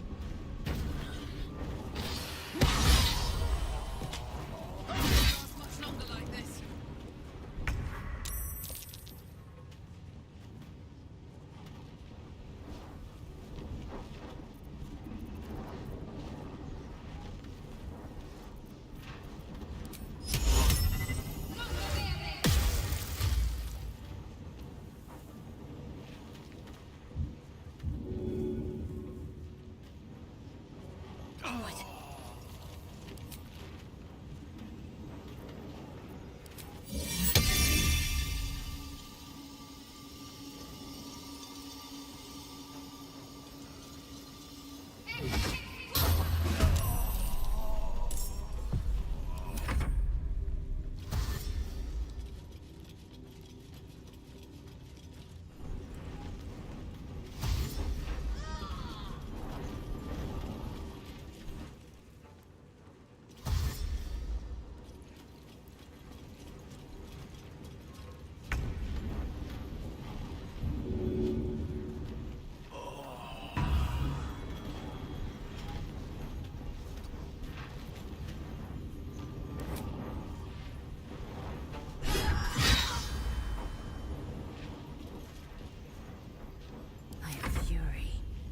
Death.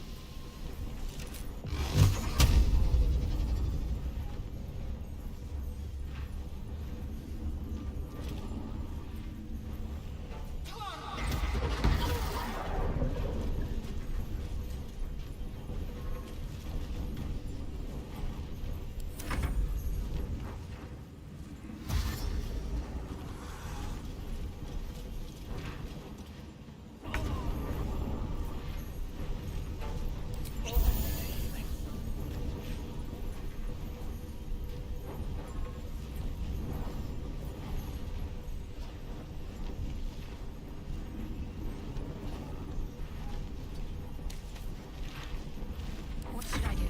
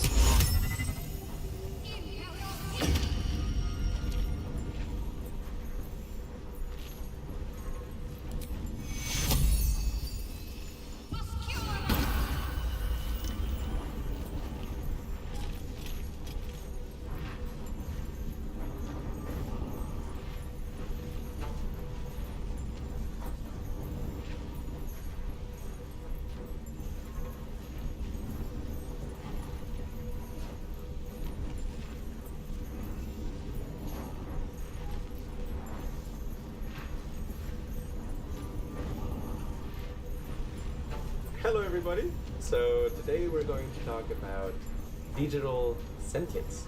Can digital computers ever wake up? And I actually expect this to be one of the most controversial videos in this channel. I even expect it to be kind of a little bit emotional for some of you guys, because some of what I will say, in a sense, may tackle, kind of some load-bearing beliefs for, I don't know, worldview, and perhaps even one's place in the world. So apologies in advance if it has that effect. It's not the intended effect, but it might be a side effect of this discussion. So I will basically partition this talk into roughly 3 segments. First one is essentially establishing my credibility and talking a little bit about kind of my philosophical journey, so that you have some context and background about okay, who I am and why should you listen to what I have to say on this topic. The second one is going to be kind of like a classical issues in philosophy of mind, classic thought experiments, and why they may push us in one direction or another. And the final component is kind of a much more QRI, Quality Research Institute themed discussion about this issue, where I will be going over some of the arguments that we have presented and basically the lens that we use. And in the end I will conclude with some remarks about the big picture, basically how we actually see everything fitting together in a way that truly makes sense, and I think actually solves a lot of these classic issues in philosophy of mind. But before I get started, the qualia of the day is the intentional stance. So this is Leona. She's been featured in some, quality computing articles in the past. So here's the fascinating thing, right? Like, if I tell you, like, oh, she just got a promotion at her job, she's so happy, like telling you that sort of thing. You may even notice kind of like you're creating these like, you're spawning little toy models of kind of the interior mental life of Leona, by telling you some topics about her. Or if I tell you, that she's really, really angry at Link because like Link didn't invite him to, I don't know, his birthday party or something like that. But no, actually they're really good friends. And plus, they appear in the article, "Why are heading done right?" So they're pretty happy folks. But you see, we create kind of these, free-floating mental models all the time, and then we assign them to quote-unquote agents within our world simulation, and that feels like something. It really has an effect. And I had like a very early acquaintance with this kind of a phenomenon. I remember like one of my very earliest memories was in Euro Disney in France. I was, I think, like 3 years old, and we went to this exhibit. I don't remember the name, but basically there was some kind of like overview of the future, and there was a very charismatic robot, presented, and I saw it, from the back row or something, and thinking, oh my gosh, there's an actual robot, and he's guiding us, and people are paying attention to that robot. Oh my gosh, I didn't know there were these kind of entities in this world. And I was so impressed, and I thought like, man, like I'm sure like I will start meeting robots, all the time from now on. Maybe this is just the beginning. And I remember like when the event was ending, that I asked my mom like whether we could go on stage and talk to the robot, and then she had to explain, well, I think these are like mechatronics. They're not. Basically, it's like a prefabricated message and pre-recorded. Like it's not the robot is coming up with those ideas on the fly. And like for sure, there's like no, in the robot, so to speak. It's just kind of machinery. And I thought about it, and I realized like, oh yeah, actually there is this kind of dissociation in a sense, like things that can look like they are conscious, that they have an interior life, oftentimes they don't, and vice versa. Actually there's like things that like a coma patient may actually have some degree of like mental life, but just not look like it at all, right? So you can kind of dissociate these two, and then the question really comes up, which is like, okay, so what is the appropriate criteria that we should use in order to actually infer that like a particular system is conscious, has an interior life? And very importantly, I think that this debate has many, many layers, and there's kind of a popular culture kind of like layer, which really comes down to something like, like, hey, on the one hand, like, if the brain is really just an information processing system, like, doesn't that mean that, like, digital computers will eventually be conscious? And then on the other hand, you have, people saying like, yeah, but machines cannot have feelings, like a computer is cold and hard and made of silicon, it doesn't have feelings, that is the level of debate, in popular culture, and you see it in movies and cartoons and like, fiction and pop writing and so on, which is just barely scratching the surface. And the thing that you will realize is that, in a sense, there's a bit of a kind of a meta-contrarian dynamic here, in that, like, the obvious idea, that, like, hey, like, only humans are conscious, is then kind of, like, challenged by some observations about, for example, that, like, other animals may look different, they have, like, different genes and so on, but perhaps, like, they are conscious. And kind of like that generalizes to, okay, like maybe machines could be conscious, and then people come in like, well, there's the intentional stance, and maybe you're just projecting that into the algorithms, and then there's kind of another layer that turns it around and has like some arguments against it. And but the thing is that nowadays in our culture, really kind of the bucket ends at just like very smart people who are, for the most part, kind of doing AI research, because of all of the impressive results that are coming from that field.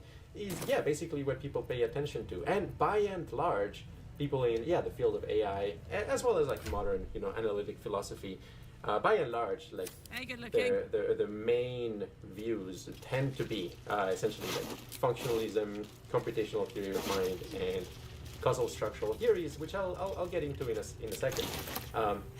Those are kind of the lenses that are used in order to approach these questions. And yes, I mean, from those points of view, appropriately programmed digital computers can be conscious. And that's the thing, is like, this is a smart person view. It's the result of kind of like an intricate debate, and that's where like the smart people are at this point in time, 2021.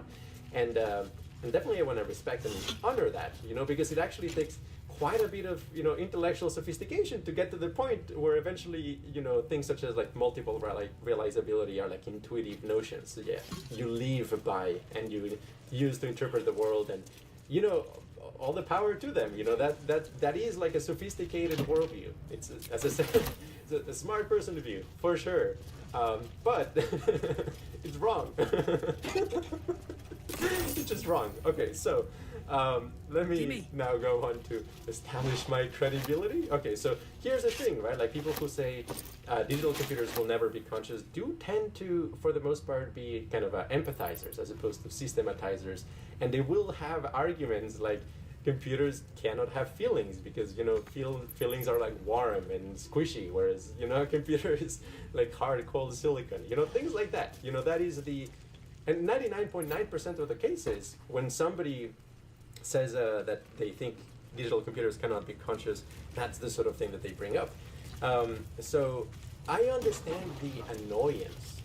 I really do understand the annoyance when it comes to people basically having strong opinions here without necessarily being able to justify them rationally. And, okay, so why is it annoying? Because okay, like when somebody says, hey, let me present you my friend who's also interested in the same topics as that you're interested in. And then it turns out that that friend is A, yes, very interested in those topics, B, very opinionated, and C, ignorant about the debates, the classic debates, and where the debate actually is at.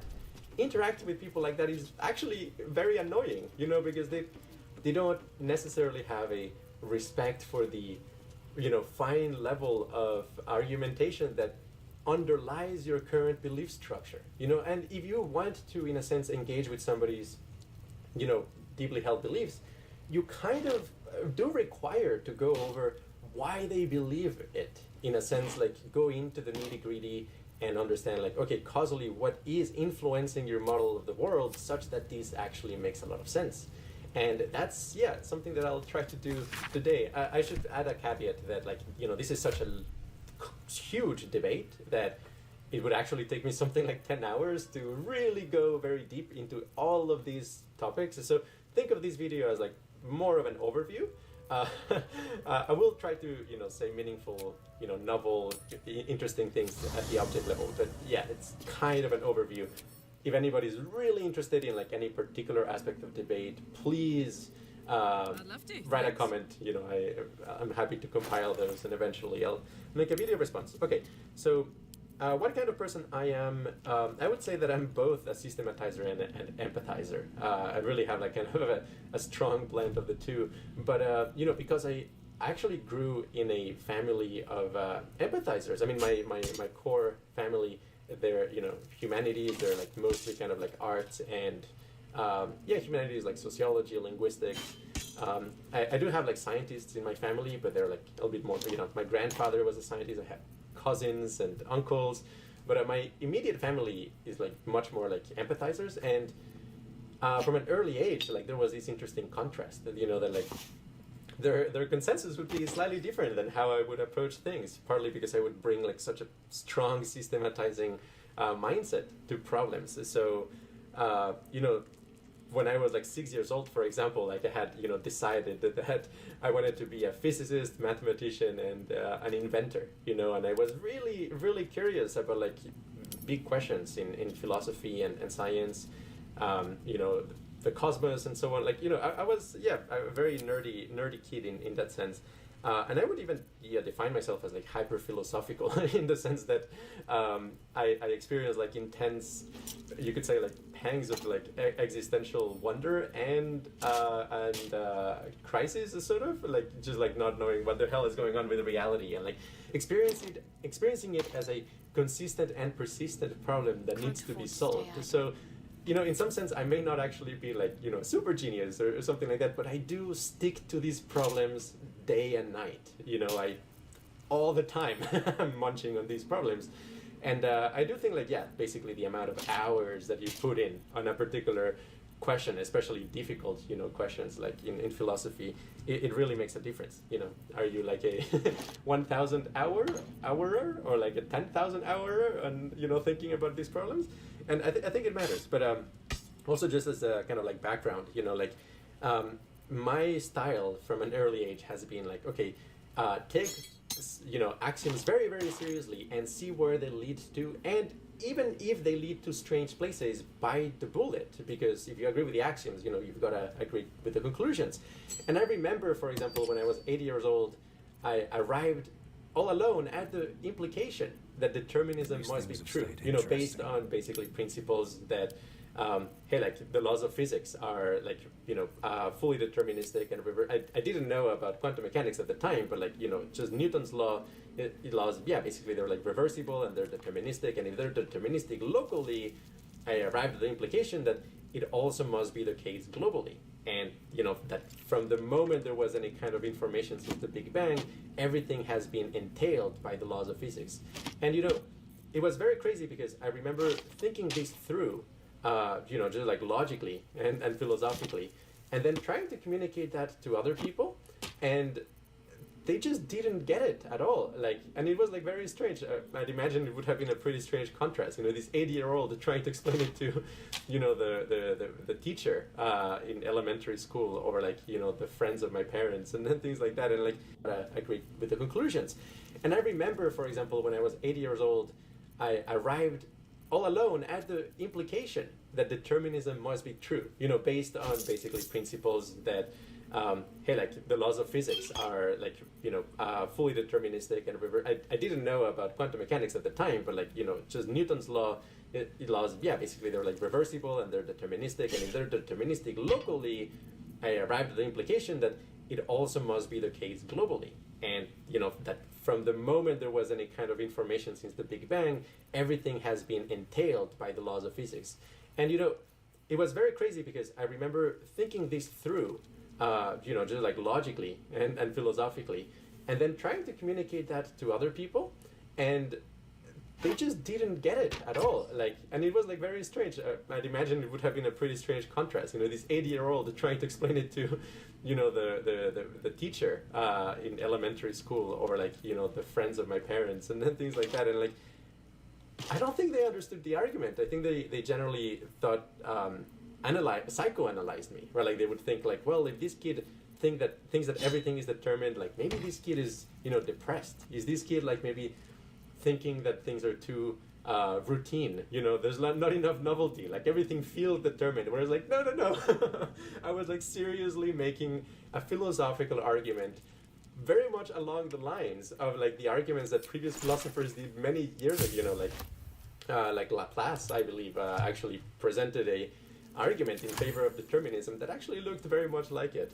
And another example, it's kind of, I remember being shown the Monty Hall problem about like the 3 gates and like, which one you whether you choose to switch or not. And I must have been like also 8 years old, and I remember like spending like, actually like a whole hour just thinking about it, and then like reasoning through, and yes, concluding that you should actually switch. It was very counterintuitive to me, but working through all of the possibilities and thinking carefully, I realized, yes, actually switching makes sense. And again, like being confronted with, for example, talking to an actual math undergraduate who was mentoring me at the time, and like trying to convince him that actually you should switch. And actually, he even though he was a math undergrad, he was trying to convince, you know, this 80-year-old kid that no, like the chances are the same, 50-50, 50-50. So I've had like a lot of experiences like that where, you know, for whatever reason, I was actually completely correct in my reasoning and just experienced like kind of these weird, you know, resistance from people around me just based on intuitions, that they just didn't follow these same aesthetic of actually taking seriously, you know, the principles and then biting the bullet when, you know, whatever comes up as a consequence. And that is actually the sort of vibe that you get in places like, you know, AI conferences and, you know, like people who are like really smart nowadays, like the nerds have won, so to speak, you know, and in a sense, like, I recognize, like, you know, as a kid, I inferred that, hey, if it is possible to create sentient robots, maybe even within my lifetime, Let's have a look. like that is going to be the main plot point, you know, like this is just like so incredibly consequential, you have no idea. And I remember just talking to other people that, yeah, I mean, ultimately is like they didn't see the significance in that. Whereas, you know, if you go to like an AI conference or you know, a Less Wrong meetup or Slate Star Codex or all of those places, all of those wonderful places with very smart and systematizing nerds, they take they take these, you know, super seriously. And I love that. That's fantastic. You know, that feeds my inner child, my rebellious systematizer, being in a sea of empathizers who just don't get it. Okay, so that is quite great. Maybe also, hopefully this doesn't sound too arrogant. I mean, actually, I think it's a little bit braggy, but it's the sort of thing that, like, actually people change their mind about you when you do explain this sort of thing, even though they say it may be arrogant. So, you know, also as a kid, like 11 years old, 12 years old, I had like this, you know, hobby of basically creating societies online, like, you know, interesting societies. The first one I created was community for intellectuals, scientists, and philosophers. You know, I was like 11 years old, and I put up a website and like tried to find the others, so to speak. Like, where are the other, you know, hyper philosophical kids for me to talk to? And truth be told, I actually got really lucky that like there was a really, really smart, like very awesome friend in elementary school. Like the two of us would actually understand each other. He understood the arguments for determinism, even though we were 9 years old. And you know, he's a good friend, lifelong friendship. And but it was just so difficult to find like others, you know.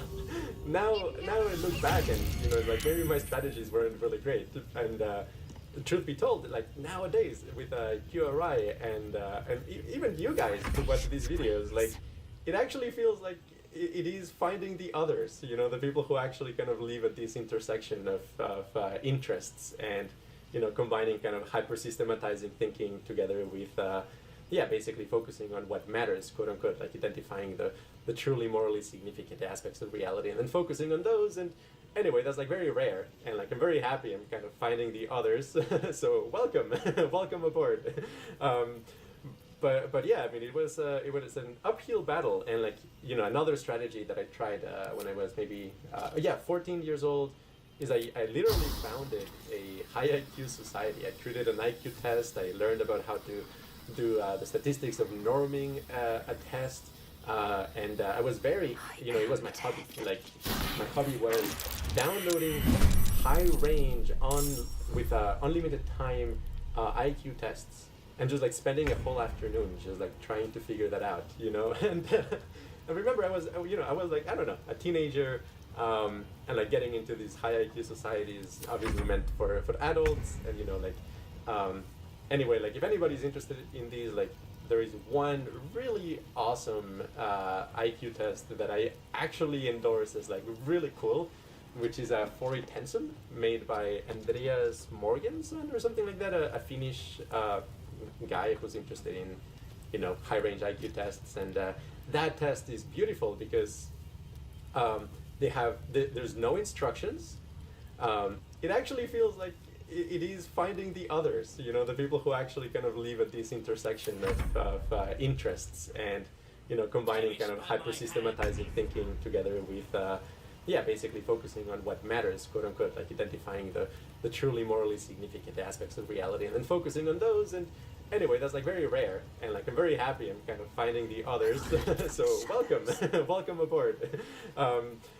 But yeah, I mean, it was an uphill battle, and like, you know, another strategy that I tried when I was maybe 14 years old is I literally founded a high IQ society. I created an IQ test. I learned about how to do the statistics of norming a test, and I was very, you know, it was my hobby. Like, my hobby was downloading high range with unlimited time IQ tests, and just like spending a whole afternoon just like trying to figure that out, you know. And I remember I was like, I don't know, a teenager, and like getting into these high IQ societies obviously meant for adults, and you know, like anyway, like if anybody's interested in these, like there is one really awesome IQ test that I actually endorse. It's like really cool, which is a Fourier tensor made by Andreas Morgenson or something like that, a Finnish guy who's interested in high range IQ tests. And that test is beautiful because there's no instructions. They don't tell you what you're supposed to do. It's just a bunch of like interesting shapes. There is an answer sheet, and there is like the test, and like part of the test is figuring out like what you're supposed to do. That was such a good test. I spent like at least like 30 hours trying to solve it, and I got into several high IQ societies because of my score on that test. Again, it's a very odd pastime, and I was just very driven to find other people I could philosophize with. And I've got to be completely honest that the quality of people that I found in high IQ societies was very disappointing when it comes to philosophy. I mean, like, they were puzzle solvers, and for sure you could like come up with like cool puzzles, and they would be very interested, and you could gain status by making interesting puzzles, and that's great. And I remember I was like, I don't know, it actually feels like it is finding the others, you know, the people who actually kind of live at this actually like QRI strategies weren't really great. And truth be told, like nowadays with QRI and even you guys who watch these videos, like it actually feels like it is finding the others, you know, the people who actually kind of live at this intersection of interests, and, you know, combining kind of hyper systematizing thinking together with basically focusing on what matters, quote unquote, like identifying the truly morally significant aspects of reality and then focusing on those. And anyway, that's like very rare, and like I'm very happy I'm kind of finding the others. So welcome, welcome aboard. But yeah, I mean, it was an uphill battle, and like, you know, another strategy that I tried when I was maybe 14 years old is I literally found